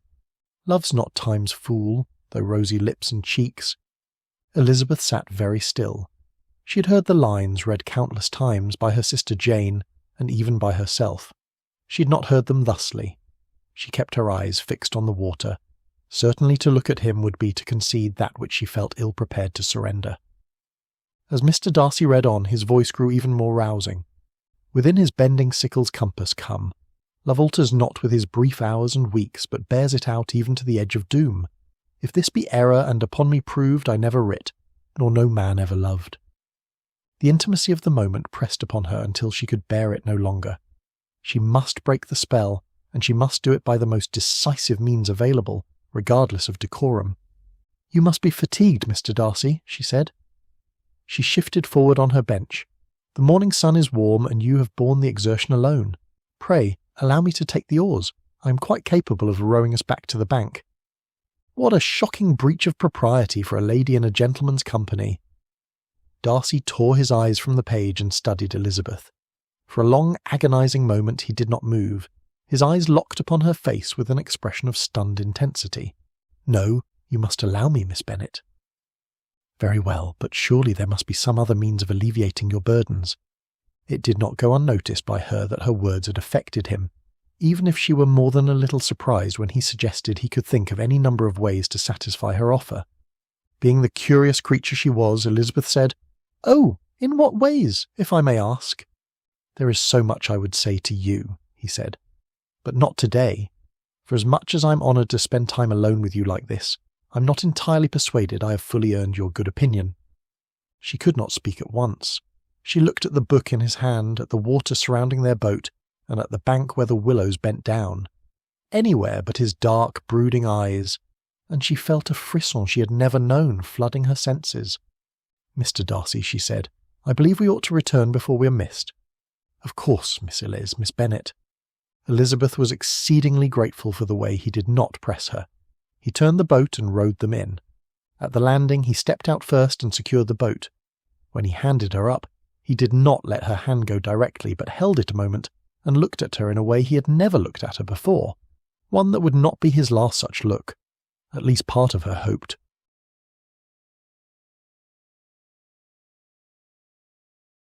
Chapter 12. The greatest of blessings. The man bowed so low Elizabeth half expected him to topple face down onto Lady Catherine's fine Persian carpet. What a sight that would have been to behold! "Mr. Collins," Lady Catherine began, "has returned to us at last from his business in town." He was a tall, heavy-looking young man of 25. His air was grave and stately, and his manners were very formal. "Your ladyship is too kind," he said. "Too kind indeed. I trust the parish has not suffered in my absence." "It has not," Lady Catherine declared. "I saw to that." "Of course, of course!" He clasped his hands before him. "And I am certain no one could have done so with greater wisdom or benevolence." "Yes," Lady Catherine gestured toward the assembled party. "You will wish to become acquainted with my guests. My nephews, Mr. Darcy and Colonel Fitzwilliam, arrived earlier this month," she said, noting each gentleman in his turn. "That young woman is Miss Bennet of Hertfordshire. She has been a guest here at Rosings for more than a month." Mr. Collins turned to Darcy first and bowed deeply.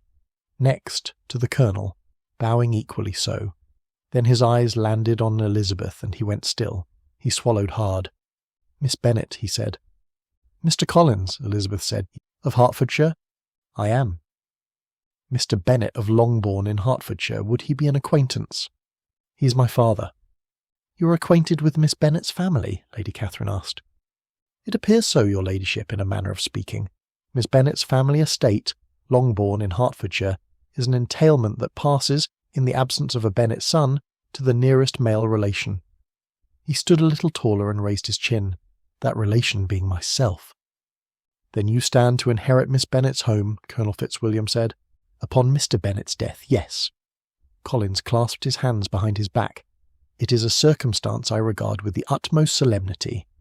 The entail being what it is, I have always felt the weight of my position most keenly." He cleared his throat. "The disagreement subsisting between her father and my late honoured father always gave me much uneasiness, and since I have had the misfortune to lose him, I have frequently wished to heal the breach, but for some time I was kept back by my own doubts, fearing lest it might seem disrespectful to his memory for me to be on good terms with anyone with whom it had always pleased him to be at variance." The Colonel signalled his understanding, which Mr. Collins must have considered sufficient encouragement to continue his speech, directing it to Elizabeth. "Moreover, as a clergyman, I feel it my duty to promote and establish the blessing of peace in all families within the reach of my influence. And on these grounds I flatter myself that the circumstance of my being next in the entail of Longbourn estate will be kindly overlooked on your side." "It is only reasonable," Lady Catherine surmised. "You must sit, Mr. Collins. I shall ring for more tea." He chose a chair with a clear view of Elizabeth, then he sat and pressed on. "I have intended to write to your excellent father. I have every intention of establishing a mutual accord with your family. Lady Catherine herself has encouraged the effort." He looked at his noble patroness again. "Her ladyship has always counselled the mending of family divisions." "I have," Lady Catherine said. "Family ought not to be estranged over matters of property. It is a want of sense. But on the whole of it, I see no occasion for entailing estates from the female line. It was not thought necessary in Sir Louis de Bourgh's family." "Precisely so," Collins said. "Precisely so. So, this is the infamous heir who's been at the very heart of my mamma's greatest vexations," Elizabeth considered. For so long as she could recall, her mother's favourite complaint was this man would throw them all out into the hedgerows once Mr. Bennet met his demise. The birth of the fifth Bennet daughter, young Lydia, only heightened her mother's dire prognostications, for Lydia was meant to be a male child, the one who in concert with Mr. Bennet would break the entail once the child reached majority. When the tea arrived, Mr. Collins thanked the servant as if to suggest the latter had performed a miracle. Elizabeth watched him over the rim of her cup, and decided that the man was utterly ridiculous, and not someone she would wish to know better. Her father, with his sardonic dry wit reserved for the utterly ridiculous, had occasionally spoken of him. "The man who will have Longbourn when I am in the ground, Lizzie. Let us hope he misses a step or two when he alights from his carriage to claim it." She had laughed then. It was not so amusing now, what with the man himself seated mere feet away and watching her, as though she were part of the entailment too. "Miss Bennet," Collins said during a lull in Lady Catherine's commentary on the proper management of the stables, "you must find Rosings a great improvement on your usual society." "Rosings is very fine," Elizabeth said. "Very fine indeed. The windows alone—" He gestured toward them. "I have often said that the windows of Rosings are without equal in the county. Without equal. And the glazing must not go without mentioning. Her ladyship has been most gracious in allowing me to admire them." "You're often at Rosings, then," Elizabeth said. "As often as my duties allow. Her ladyship is a guide to me in all matters, a guide and a—" His face contorting, he paused as though racking his brain in search of his next word. "An inspiration is what I would say," he said finally, "and not merely an inspiration, but a guiding pillar to the weary pilgrim, a burning lamp set high upon a hill, by whose example the whole parish is illuminated in its daily path." He turned to her ladyship, bowing his head in a gesture of reverence. Lady Catherine merely arranged her linen napkin and looked bored. But Collins was not to be deterred. Her ladyship's talents extend far beyond the spiritual concerns of the parish. Indeed, I have profited immeasurably from her advice regarding the arrangement of books within the shelves of the parsonage itself. I had formerly grouped several volumes according to height alone, but her ladyship most kindly pointed out the superiority of a more orderly distribution. The improvement to the room's appearance was immediate. Mr. Collins beamed at Lady Catherine, who received the compliment with a slight nod. Elizabeth sipped her tea, astounded by the man's capacity for sycophancy. "And then," Collins went on, "there is the matter of the addition of shelves in the closet, an arrangement that is sure to be copied throughout the county." Here he hesitated, long enough to take a sip from his cup. "I wager any woman would be proud to call the parsonage house her home." At this, Anne nearly laughed aloud. Startled, Collins fixed his gaze upon her. "It is not only her ladyship who inspires me," he said, lowering his voice with all due deference, "but Mr. Berg as well, whose accomplishments and refined taste are known throughout the county." He cleared his throat. "It is the greatest privilege to serve such a family," he concluded, "and the sole reason the rectory, indeed all of Hunsford, are as exemplary as they are." Anne looked down at her lap, apparently studying the embroidery of her sleeve. Elizabeth caught the faint flicker of a smile at the corner of her mouth. Lady Catherine looked pleased, but as she opened her mouth to speak, Mr. Collins, emboldened by approval, pressed on. "As you no doubt will attest," he said, turning toward Elizabeth, "Lady Catherine's guidance is never less than impeccable. You must consider it, Miss Bennet, the greatest of blessings to be welcomed here, even as a guest, for such an extended period." "Lady Catherine is very considerate of others," Elizabeth said, understanding the moment. "Considerate, indeed. It cannot be said too often. I have always maintained that to be in Lady Catherine's presence is to be shaped into one's best self.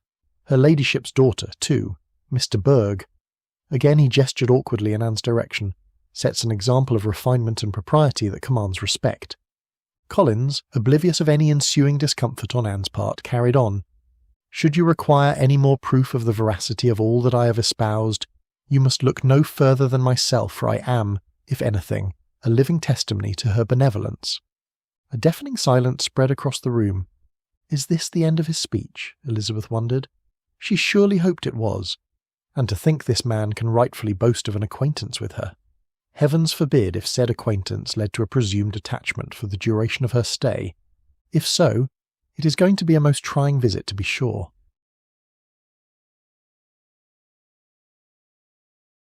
Chapter 13. Awaiting his decision. Elizabeth escaped Rosings that day, relieved at finding herself briefly beyond Lady Catherine's immediate notice.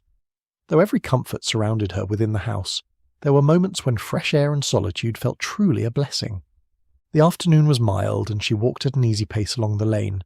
She had not gone far before Mr. Collins emerged from a side path. His hurried manner suggested the encounter was a bit too coincidental. "Miss Bennet, what an agreeable surprise. I had just been reflecting upon the advantages of exercise." "You walk often, then, Mr. Collins?" He nodded. "I fancy myself an excellent walker, in fact. A clergyman ought always to keep himself fit for usefulness." He fell into step beside her. "I must confess the grounds here invite admiration from every discerning mind. They are the finest in the land. Such arrangement, such perfection. Lady Catherine overlooks nothing." Elizabeth was perfectly content to allow such ridiculous accolades to pass in silence. Mr. Collins appeared perfectly content to continue without encouragement. "I trust," Mr. Collins began, "that your stay at Rosings continues to afford satisfaction. It would be difficult for anyone to complain of such hospitality. Indeed, Lady Catherine's attention exceeds all that is commonly encountered, even among those of the first distinction. Her affability toward her guests reflects the highest credit upon her character." Elizabeth thought her ladyship more remarkable for officiousness than affability, but such was hardly an observation to share with her walking companion. Mr. Collins continued with increasing animation. "I confess, Miss Bennet, your connection to Longbourn in Hertfordshire gives particular significance to our acquaintance. Longbourn itself is naturally an object of no small consideration to me." Her curiosity piqued, Elizabeth turned toward him. "Is it?" "My peculiar situation," said he, "renders it impossible that it should be otherwise." He adjusted his collar.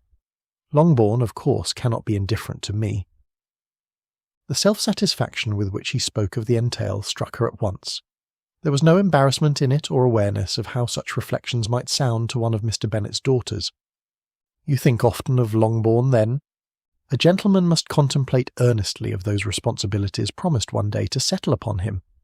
He lowered his voice slightly. An estate requires care, judgment, and attention to improvement.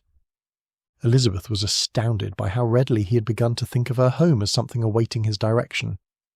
"And have you already decided upon improvements?" she asked. Mr. Collins brightened at once. "Only in a general way, certainly. Yet one naturally forms ideas. The grounds, I imagine, may allow improvement. Lady Catherine often observes that tasteful management handsomely rewards the respectability of one's estate." "My father," said she, "has managed Longbourn according to his own judgment for decades." "Certainly, certainly. I would never presume to suggest otherwise. No doubt Mr. Bennet's experience commands the greatest respect." After the briefest pause, however, he added, "Still, every property benefits from renewed attention over time." The contradiction amused her as much as it offended. Mr. Collins spoke less like a man eager for fortune, and more like one captivated by consequence. "The only home I have ever known interests him because it allows him to picture himself as important." "And my family?" Elizabeth asked. "Do they enter your plans for renewed attention?" Mr. Collins's footsteps faltered. "I should always endeavour," said he carefully, "to conduct myself with proper consideration toward the fair ladies concerned. Indeed, it would afford me sincere gratification to contribute in every proper way to the comfort of the family when circumstances permit." Elizabeth looked at him more steadily. "He seems to believe every word he says." This was a most troubling observation for her. Mr. Collins did not imagine himself selfish. In his own mind, he was preparing to behave generously toward people whose home would become his, by law and misfortune. "I am glad to hear my family inspires so much consideration," said she. He bowed again, apparently pleased by her response, and soon returned to the safer subject of Lady Catherine, whose opinions on household management occupied him all the way back toward the house. When at last they reached the steps of Rosings, Elizabeth parted from him with perfect civility. Yet as she entered the house once more, she found herself thinking less of Mr. Collins' absurdity than of his certainty. Alas, Longbourn had never seemed vulnerable to her in quite the same way.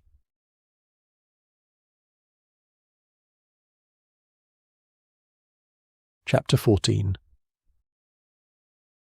Only to wait. As days had turned into weeks and weeks into more than a month without a proposal of marriage from her nephew Mr. Darcy to her daughter, Lady Catherine grew increasingly perturbed, especially as he had extended his stay in Kent more than once. She was beginning to suspect the worst upon espying her nephew's increasing fascination with her house-guest, Miss Elizabeth Bennet. She had observed the manner in which he stared at her when he thought no one was looking. Lady Catherine supposed the young lady was comely enough, even though she detected more than one failure of perfect symmetry in her form. However, she thought she knew her nephew too well to suppose that a young woman with such inferior connections compared to his own, with no fortune or anything else to recommend her, might possibly tempt him. Not willing to leave anything to chance, especially in the face of this new impediment, Lady Catherine concocted a scheme that was sure to put the young woman beyond Darcy's reach. The remedy was simple. Where there existed an inclination, however slight, the surest course was to remove the object of it. And Lady Catherine, who never left to chance what might be settled by direction, perceived at once the most economical means of removal. Miss Bennet should be married. Her vicar, Mr. Collins, would be the instrument of bringing it about. She rang the bell and desired that Mr. Collins be sent for from the parsonage directly.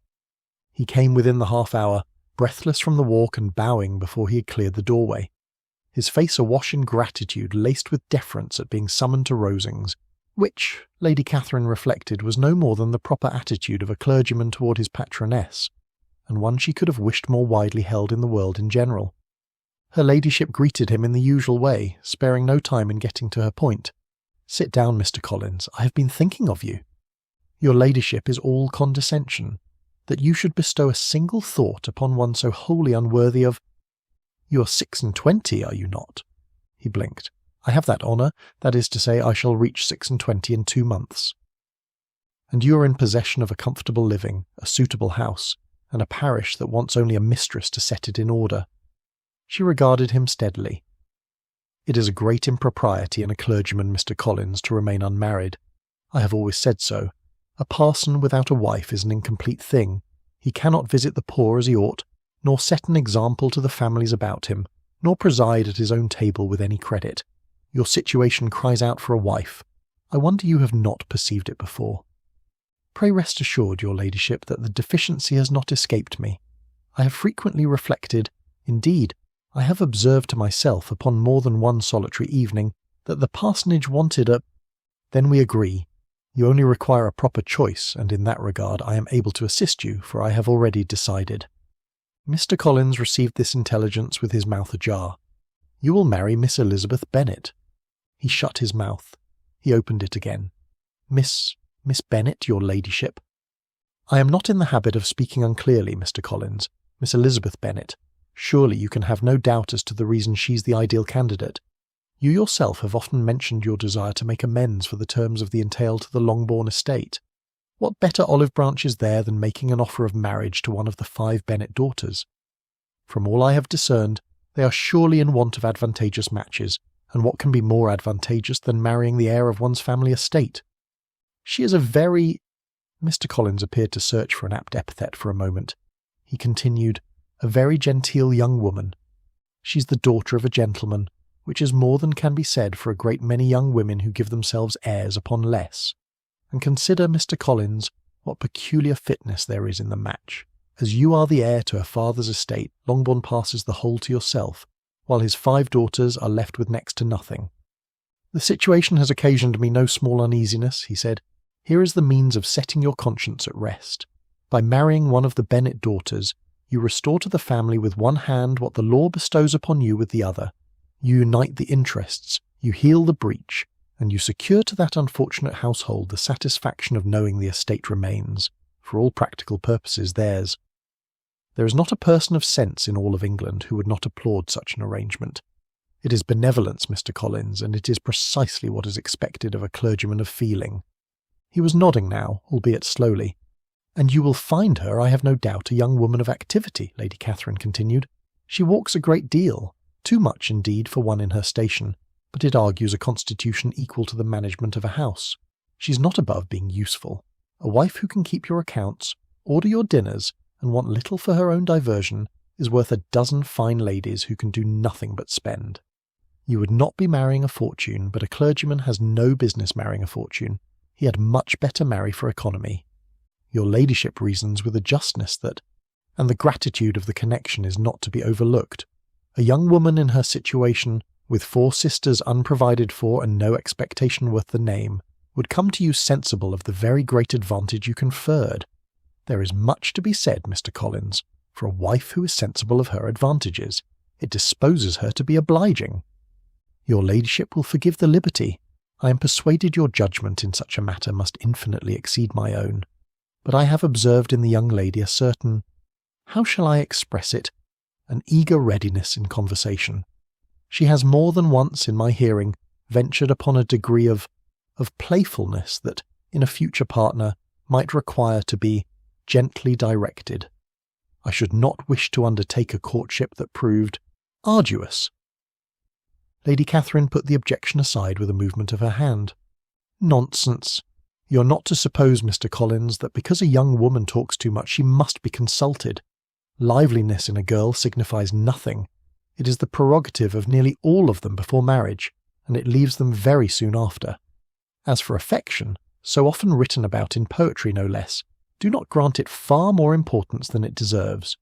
Being married does not require being in love, even among those in lower spheres, she scoffed. Depend upon it, esteem comes afterward as a consequence of the comforts of a suitable house, and the certainty of being provided for. Attachments formed before marriage are nothing by comparison. You will find Miss Bennet sensible enough to know what is due to herself and her family. Mr. Collins seemed comforted by her counsel. His brow smoothed. Your ladyship sets the matter in a light I had not myself considered, he said. I confess the prospect, viewed thus, assumes an aspect altogether more, I might venture to say, providential. I knew you would comprehend the wisdom of the scheme. Just so, and the obligation, once entered upon, surely must be beneficial on both sides. He paused, his fingers spreading upon his knee, and for a moment seemed to picture the parsonage anew in his imagination, with Miss Bennet established in a becoming corner of it. I am sensible, too, that a wife so circumstanced could not but regard her elevation with the warmth your ladyship describes. To raise a young woman from so precarious a footing to the comforts of a respectable establishment, To the notice of a patroness whose condescension exceeds anything in the kingdom, it is not too much to expect that gratitude should ripen, in time, into a very tender attachment. You may expect it as a matter of course. Then I shall expect it, he said, and appeared so well pleased with the resolution that he repeated it. I shall expect it. You will lose no time, she said. These things are best done quickly. You will wait upon her tomorrow. Tomorrow? Mr. Collins exclaimed most uncharacteristically. Your ladyship thinks it not too sudden. The acquaintance, I would humbly submit, is of such a short duration. And what should you wish to know of her that you have not learned? You're familiar with her situation, her want of fortune, and her excellent constitution. There is nothing further to be discovered that signifies. A longer acquaintance teaches a man only to imagine objections. It does not furnish him a better wife. Your ladyship is, as ever, the soul of discernment. He rose and bowed. I shall consider myself honoured beyond expression to be made the instrument of so much benevolence, to unite the families, to repair the breach of the entail, to confer upon a deserving young woman the felicity of a settled home, and all under the immediate sanction of your ladyship's approbation. It is a charge I undertake with the deepest sense of its gratitude. Very well, go home and compose yourself. You are flushed from having walked too fast. He withdrew with a profusion of acknowledgments that carried him to the door, and there he turned once more, his hand upon the handle, as if some last expression of his sensibility demanded utterance. But Lady Catherine had already directed her attention to her work, and he thought better of it, and was gone. Everything was arranged. Whatever idle pleasure her nephew had taken in the young woman's liveliness would find no further occasion to present itself once the young woman was disposed of in the parsonage, where liveliness might do as it liked among the pigs and the linen closets. Darcy would recollect what was owing to Anne. Lady Catherine had only to wait.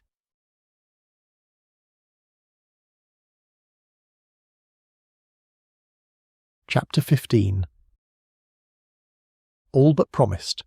At Lady Catherine's persistent, albeit silent urgings, Mr. Collins arose from his seat and proceeded to the part of the room where Elizabeth sat reading her book.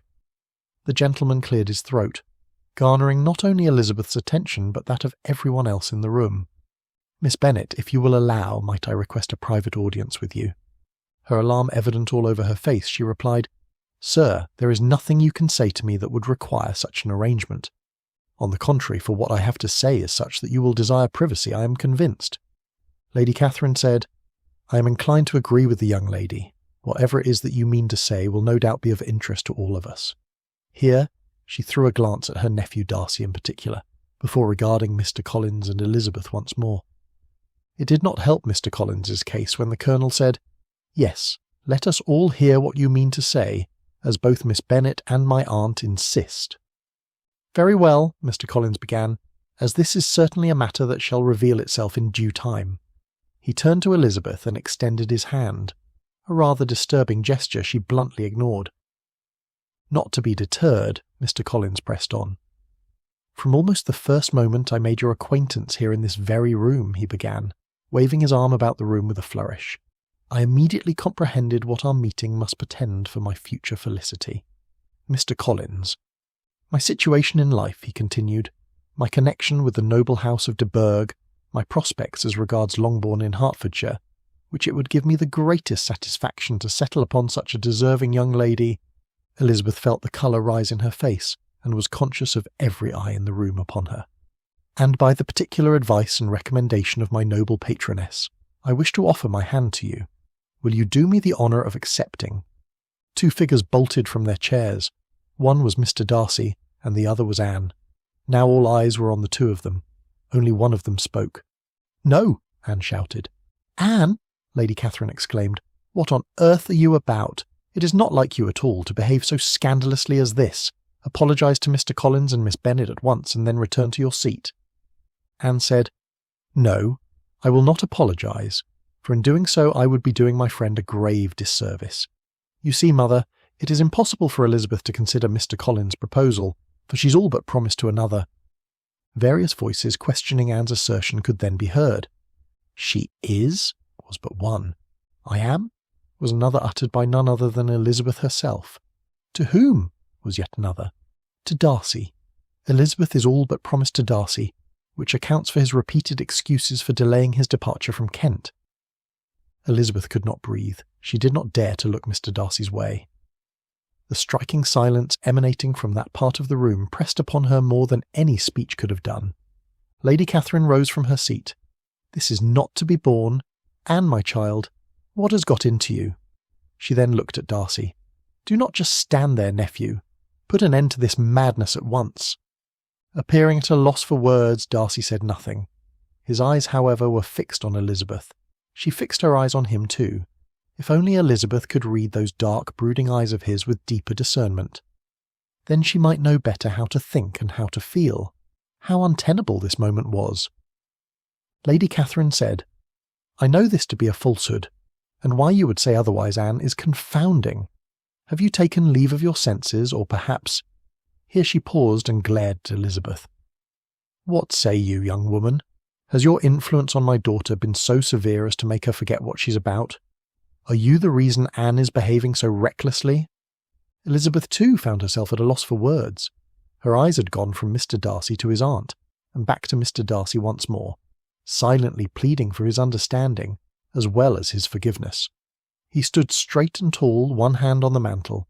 Still he made no effort to contradict his cousin.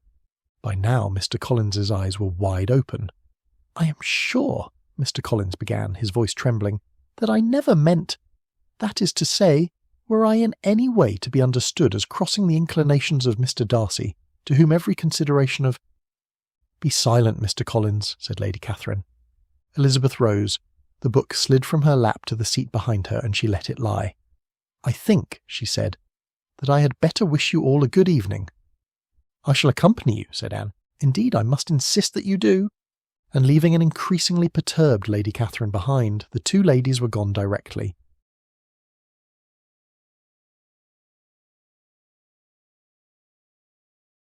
Chapter 16. An untenable situation. The corridor beyond the drawing-room door had never seemed so long, and Elizabeth did not loosen her hold upon her friend's arm until they reached the library, and the door was shut behind them. For a moment she could do nothing but stand with her hand pressed flat against the mahogany panel, listening to the muffled sounds of Lady Catherine's irate voice from the room they had quit. She turned. Anne had seated herself in the nearest chair. There was a faint colour high in her cheeks and a hint of triumph in her eyes. "Anne," Elizabeth began, and then stopped, still fashioning her thoughts. At length she said, I hardly know what I am to say to you."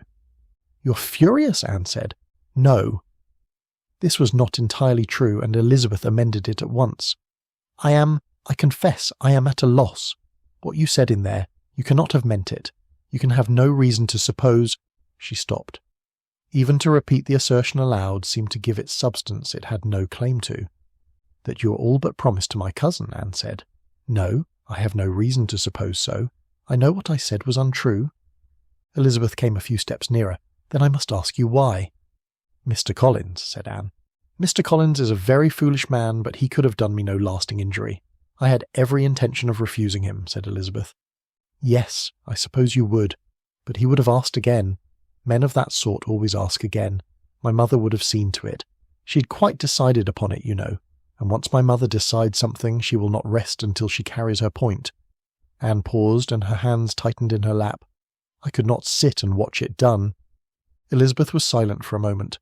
The sounds emanating from the drawing-room had ceased. Perhaps Lady Catherine had exhausted her outrage. She really thought it unlikely. "You might have said any number of things," she declared, "without saying that. You might have said I was already engaged elsewhere. Why, Mr. Darcy? How could you?" "And here I thought you would be thanking me," said the other woman. "Thanking you? Thanking you for exposing me to censure? For sparing you the indignation of entertaining the marriage proposal of a ridiculous man? By suggesting that your cousin and I are something more than what we truly are? Do you deny the increasing intimacy between the two of you? Surely you must know your situation has escaped no one's notice, especially not my mother's, which is the reason she instigated her vicar's offering his hand to you. She means to place you beyond my cousin Darcy's reach, thinking she is saving him for me. So rather than tell your mother that you have no interest in your cousin, you cast me into the lion's den. I know you are upset with me, and seeing how it came about, I do not blame you, but I believe with all my heart that one day you will indeed be thanking me." Anne smoothed her skirt. No doubt time will tell. You have put me in an untenable situation, Anna, with your mother, but most importantly with Mr. Darcy.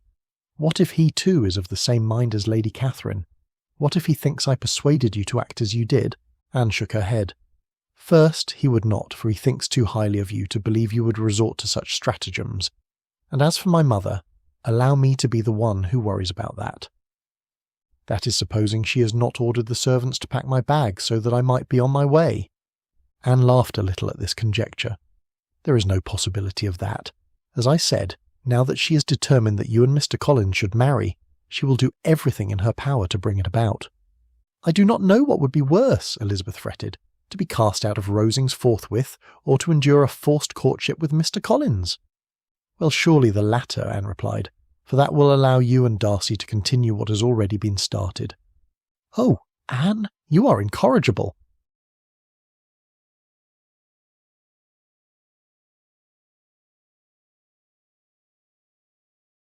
Chapter 17. Nothing to conceal. Elizabeth was in possession of 2 missives that morning, one from Mr. Darcy and the other from Mr. Collins. Despite the impropriety of having received them, even by way of a servant, she proceeded to read the lengthier of the 2 first. It was from Mr. Collins with a renewal of his interrupted proposal. She could scarcely register the words scribbled on the page, sentences that included such sentiments as, "My dearest cousin Elizabeth, you cannot possibly be persuaded by the folly of the estimable Mr. Berg's words, however well intended on the young lady's part, as Mr. Darcy's silence on the subject must surely attest, and for that reason I shall continue with the hope that you will not prolong my suspense and make me the happiest man in the world. If this is the way he means to begin, I can scarcely imagine how this shall end." It was indeed a mystery she had no inclination to solve, and soon enough Elizabeth abandoned Mr. Collins's letter, and perused the one from Mr. Darcy instead. "Meet me at the boat landing." Elizabeth frowned. Meet me at the boat landing. She was sure there was little chance of that happening. How could she meet him? Not knowing, nay, not wishing to know what he might say. How ironic, she supposed. Just when she had begun teaching herself to anticipate their assignations of late with pleasure, she found herself anticipating the next one with feelings akin to dread. A quarter of an hour hence, Elizabeth was shown into the drawing-room where Lady Catherine sat perched on the velvet settee, her heavily adorned hands folded. When commanded by the grand lady to take a seat, Elizabeth did as she was told, summoning her courage, which always rose in the face of attempts to intimidate her. Judging by Lady Catherine's tone, that was precisely her ladyship's intention. "You can be at no loss to understand the reason for my sending for you." "Indeed, I am at a loss, your ladyship. What is the purpose of your summons?" "Miss Bennet, you have been a guest in my home long enough to know I am not to be trifled with. You will tell me," she continued, "what my daughter meant by her ill-timed speech last evening." "Which part are you referring to, your ladyship?" "Do not feign ignorance with me. Anne stood before the entire party and declared that you and my nephew are on the verge of an understanding, that you are all but promised to him," Lady Catherine insisted. "My Anne said it as plainly as I now say it to you." Elizabeth still had not come to terms with Anne's declaration, nor could she pretend she did not wish what Anne had said were true. The past weeks in Kent, in Mr. Darcy's company, had completely redeemed, even elevated him in Elizabeth's opinion. He was not the proud, haughty man she had met in Hertfordshire all those months ago. He was also not the man she had misjudged him to be when their paths crossed again some weeks since. In her estimation, Mr. Darcy was everything a gentleman ought to be, and she could only hope that what had unfolded in that very room the evening before had not diminished her in his eyes. "I demand to know whether there is truth in what she said," the older woman declared. "I cannot answer for what your daughter believes," Elizabeth said. "You can answer for yourself." Lady Catherine shifted forward. "Let me speak with perfect clarity, since you appear reluctant to do so. My nephew has been intended for Anne since they were in their cradles. It was the favourite wish of his mother and of myself. The 2 grand estates, Pemberley and Rosings Park, are suited to one another. The lineage is remarkable. There is nothing wanting in the arrangement but the ceremony itself." Elizabeth stayed silent, though the agitation in her busy mind would not be repressed. If only her ladyship would but sit and talk with her daughter, she would not be sitting here wasting her time espousing sentiments that mean nothing to anyone but herself, she considered. "And now I am to understand that a young woman of no fortune, no connection, no consequence whatsoever, has set herself in the way of it. Your family is respectable enough, I suppose. I grant you that much, but your uncles are in trade. My nephew Darcy has 10,000 a year, and an immense estate that has been in his family for generations. Consider, if you have any sense at all, what you imagine you bring to such a match." Elizabeth supposed that if her ladyship had any sense, she would realise that her nephew placed no stock whatsoever in such sentiments as she clung to. Still, she held her tongue, for it was not for her to say. She had never consciously allowed herself to imagine a future of any sort with Mr. Darcy. At least that was what she liked to tell herself, for what could be worse than the ache of unrequited love confessed aloud? "Your ladyship has formed a great many conclusions," she said. "I have formed them upon the evidence of my own daughter's assertion. Your daughter and I are friends. Whatever she said out of goodwill toward me."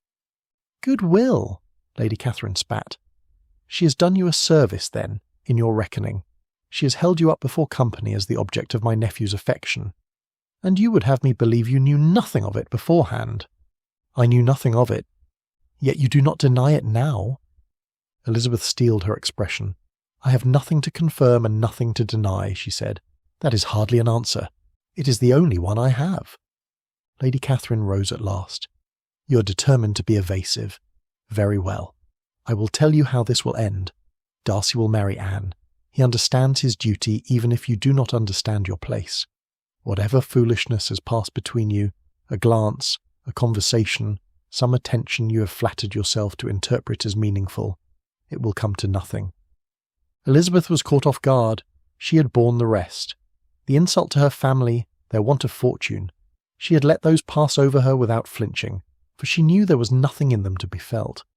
But the contempt in those last words affected her in a way the others had not.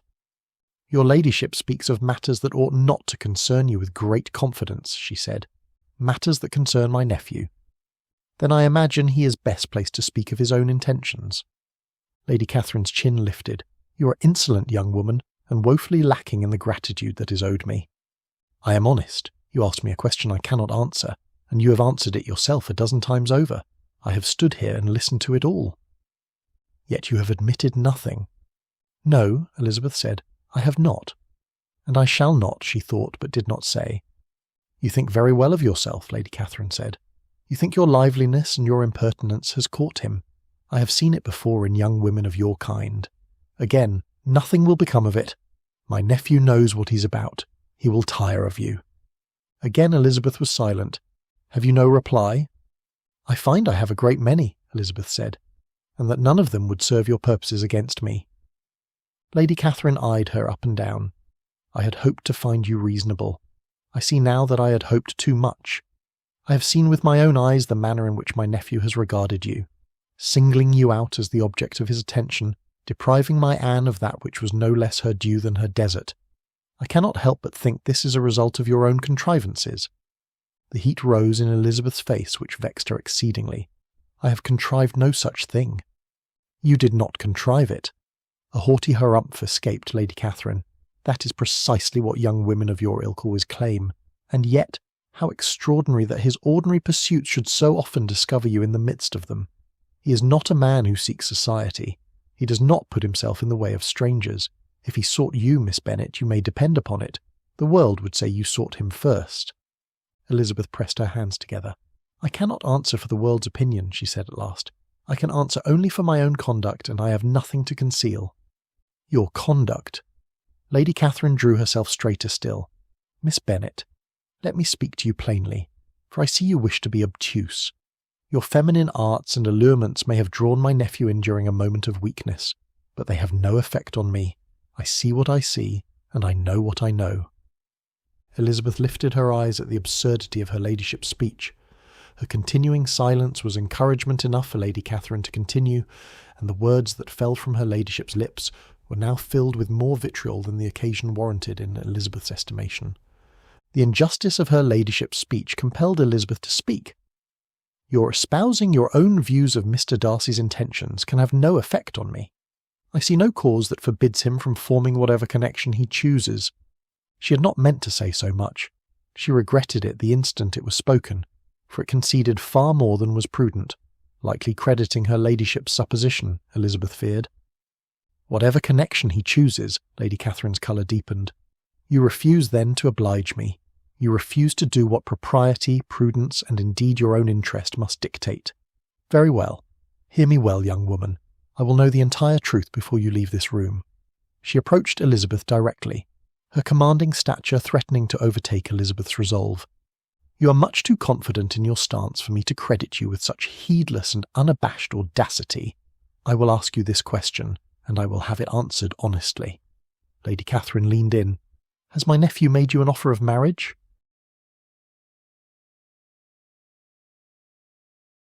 Chapter 18. With so much unspoken. A frantic search was underway. The better part of an hour had yielded Darcy nothing save the butler's assurances that Miss Bennet had not gone out that morning. He had looked into the breakfast parlour twice.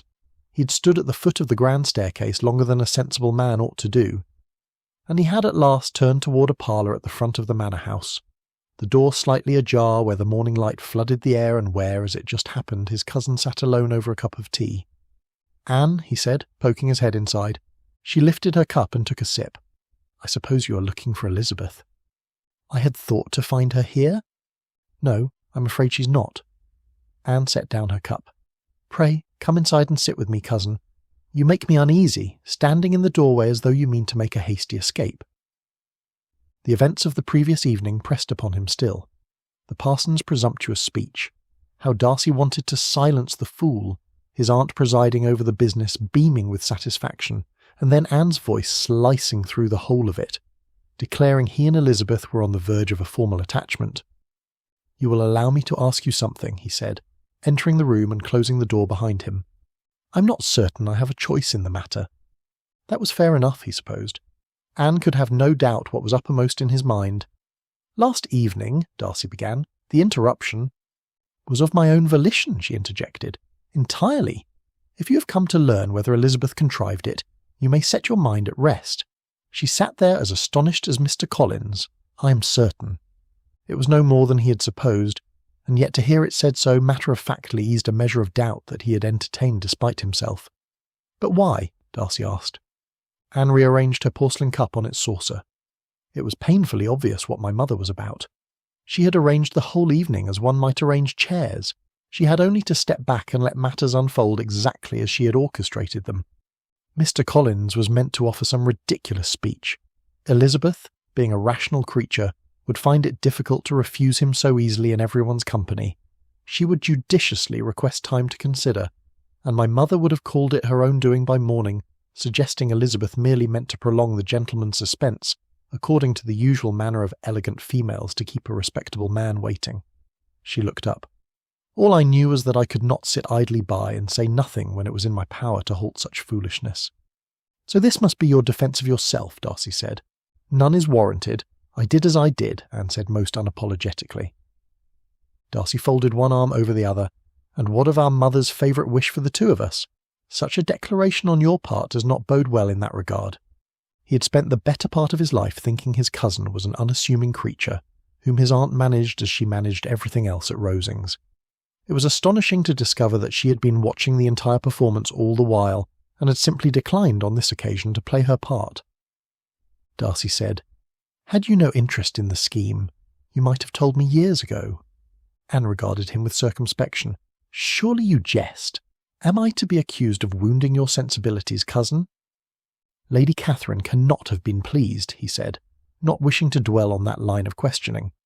My mother was extremely displeased, I assure you. Indeed, she remains so. Anne half smiled. She has not yet decided whether I am ill or insolent. No doubt she prefers the former. It is the more convenient affliction of the two.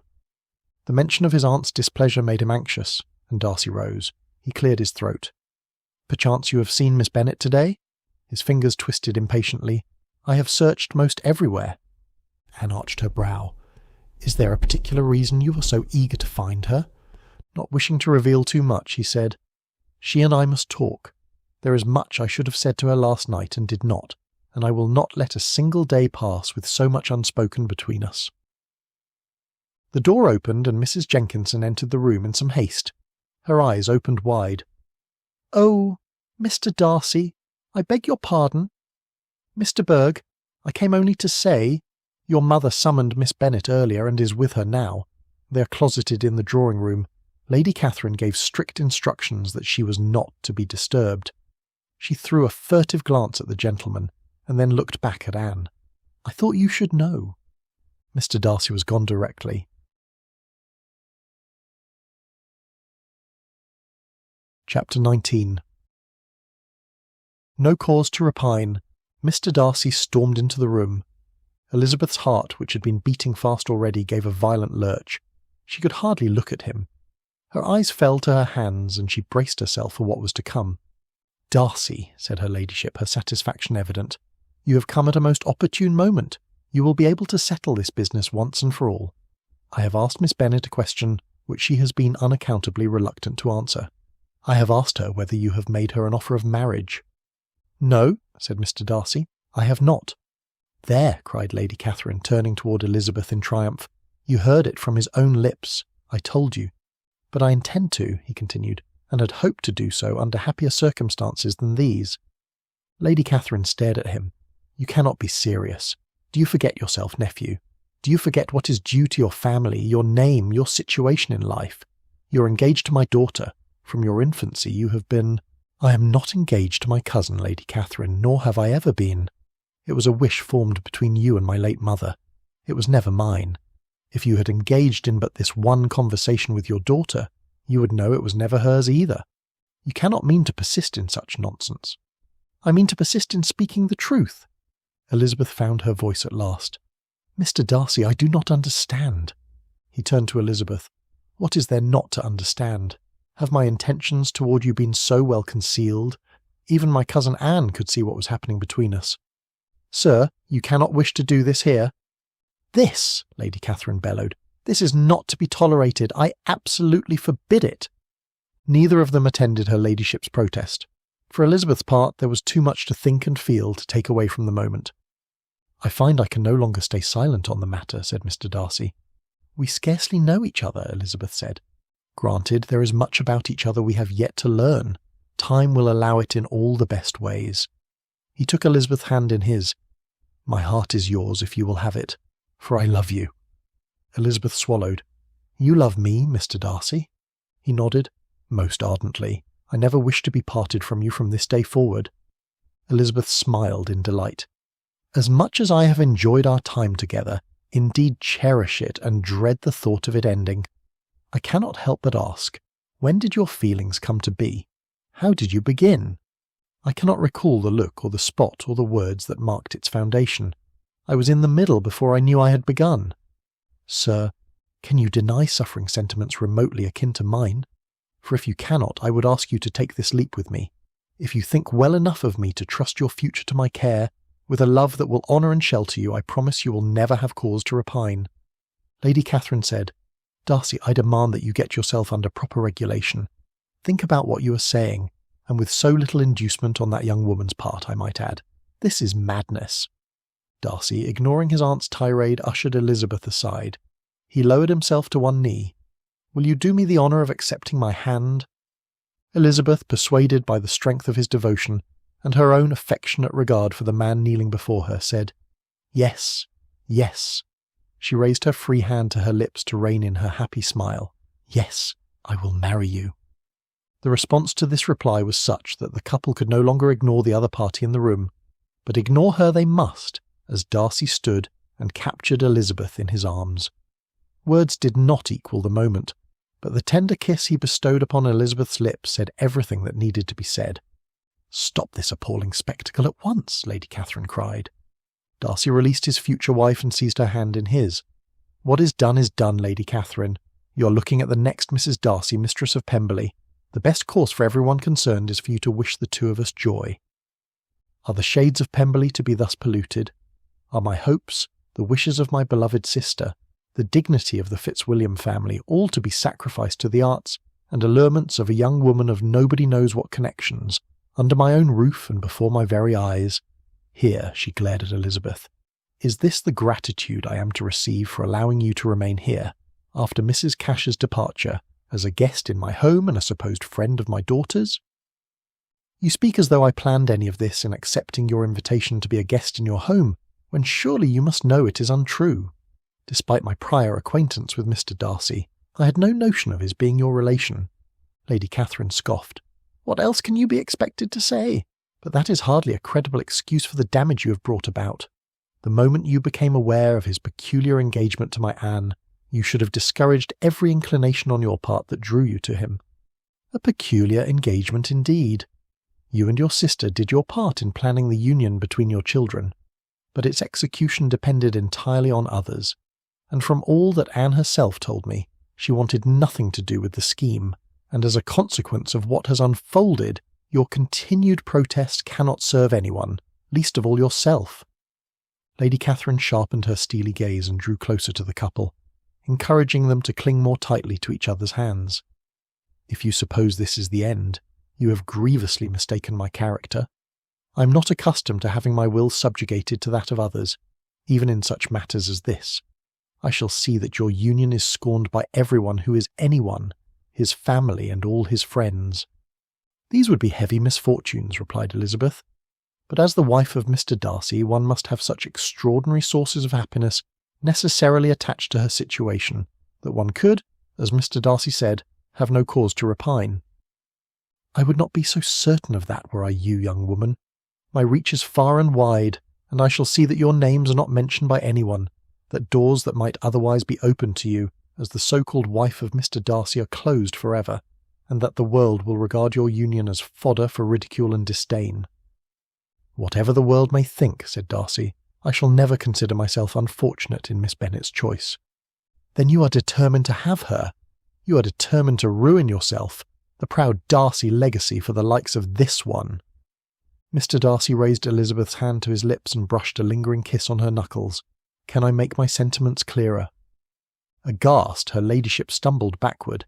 Catching herself, she straightened her skirts and marched toward the door. Reaching it, she placed her hand on the handle and turned once more. "I am most seriously displeased." And with that final declaration, she swept out of the room. Her ladyship's departure lifted the pall over the room. In its place, a burst of wonderment that such an occasion called for ensued, and as it was now just the two of them, Darcy took Elizabeth in his arms once more and expressed his joy as violently as a man in love could be expected to do. At length, Mr. Darcy uttered, "You have made me—" "I fear I have made you rather imprudent," Elizabeth interrupted. Her spirits rising, she continued, "No doubt your aunt will tell you so for the rest of her life. It is nothing I cannot bear. I will risk it all for you." Elizabeth placed her hands on either of his lapels. Her ladyship is quite bothered by this turn of events. "I have long been bewitched by you, my dearest, loveliest Elizabeth," Darcy said. "Let her be bothered. Now that I may call you mine, I confess I am utterly and irrevocably besotted." "As am I," she said, rising on her toes and brushing a light kiss on his chin. "I find myself quite besotted."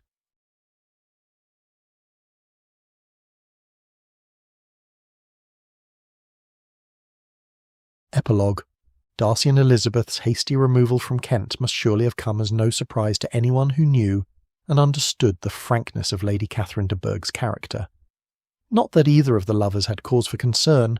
They were as eager to commence their lives together as one as could be expected. Their arrival in Hertfordshire to announce their happy news and seek Mr. Bennet's blessing was met with an account that Jane and Mr. Bingley had revealed their own joyful news mere hours earlier. A confluence of glad tidings that satisfied Mrs. Bennet's every wish for herself. 2 daughters engaged to be married to such rich men. As much as she credited her own arduous work with bringing Jane's engagement about, she could scarcely account for Elizabeth's. As for the former, she always said Jane could not be so beautiful for nothing. But having sent her second eldest to town to get her out of Jane's way, and subsequently having welcomed her return as the intended of a gentleman she deemed as good as a lord, Mrs. Bennet was now given to say she always knew Elizabeth was not so clever for nothing. Mrs. Bennet only had 3 more daughters to get rid of. A job made infinitely less onerous with 2 rich sons-in-law surely meant that Mary, Kitty and Lydia would be regularly thrown in the paths of other wealthy men. Darcy, having spent weeks in Hertfordshire after Elizabeth had left, was more than a little acquainted, and quite frankly annoyed by her family's antics. But as such, Sentiments had held no sway over him by the time he renewed his acquaintance with Elizabeth in Kent, and surrendered his heart to her unconditionally, by reason, by reflection, by everything. He relegated said opinions to the farthest recesses of his mind, as any besotted husband ought to do. As for Mr. Darcy's family, his cousins, the Colonel and Anne, were his staunchest supporters, and his sister Georgiana, upon meeting Elizabeth, was as pleased as Darcy hoped she would be to have a sister. Indeed, all his family embraced his union, Lady Catherine being the sole exception. She was convinced that the reason Elizabeth had arrived in Kent from the start was with the design of ingratiating herself with her nephew, and no amount of reasoning on anybody's part, least of all Anne's, could persuade her ladyship otherwise. And when the grand lady was not bemoaning the inherent pollution of the shades of Pemberley, she was complaining to anyone who would listen of being so ill-used by a scheming upstart who had stolen the life that ought to have been her daughter's. Toward Anne the Darcys were ever grateful, going so far as to invite her to live with them at Pemberley, ever mindful that Anne, in objecting to Mr. Collins's proposal to Elizabeth, with a conjecture that was at the time more prescient than true, had been the means of uniting them. Derbyshire, England, late autumn, 1812. Elizabeth, finding herself in want of air, rose from the tangle of linens and crossed to the window with a blanket drawn about her shoulders. Darcy followed and slid his arm around her waist. His chest pressed against her back as he drew one edge of the blanket aside and slipped beneath it with her. Enveloped in wedded bliss, they stood looking out upon the Derbyshire night sky, the stars both boundless and bright. "You have stolen my cover," she murmured, even though she snuggled closer still.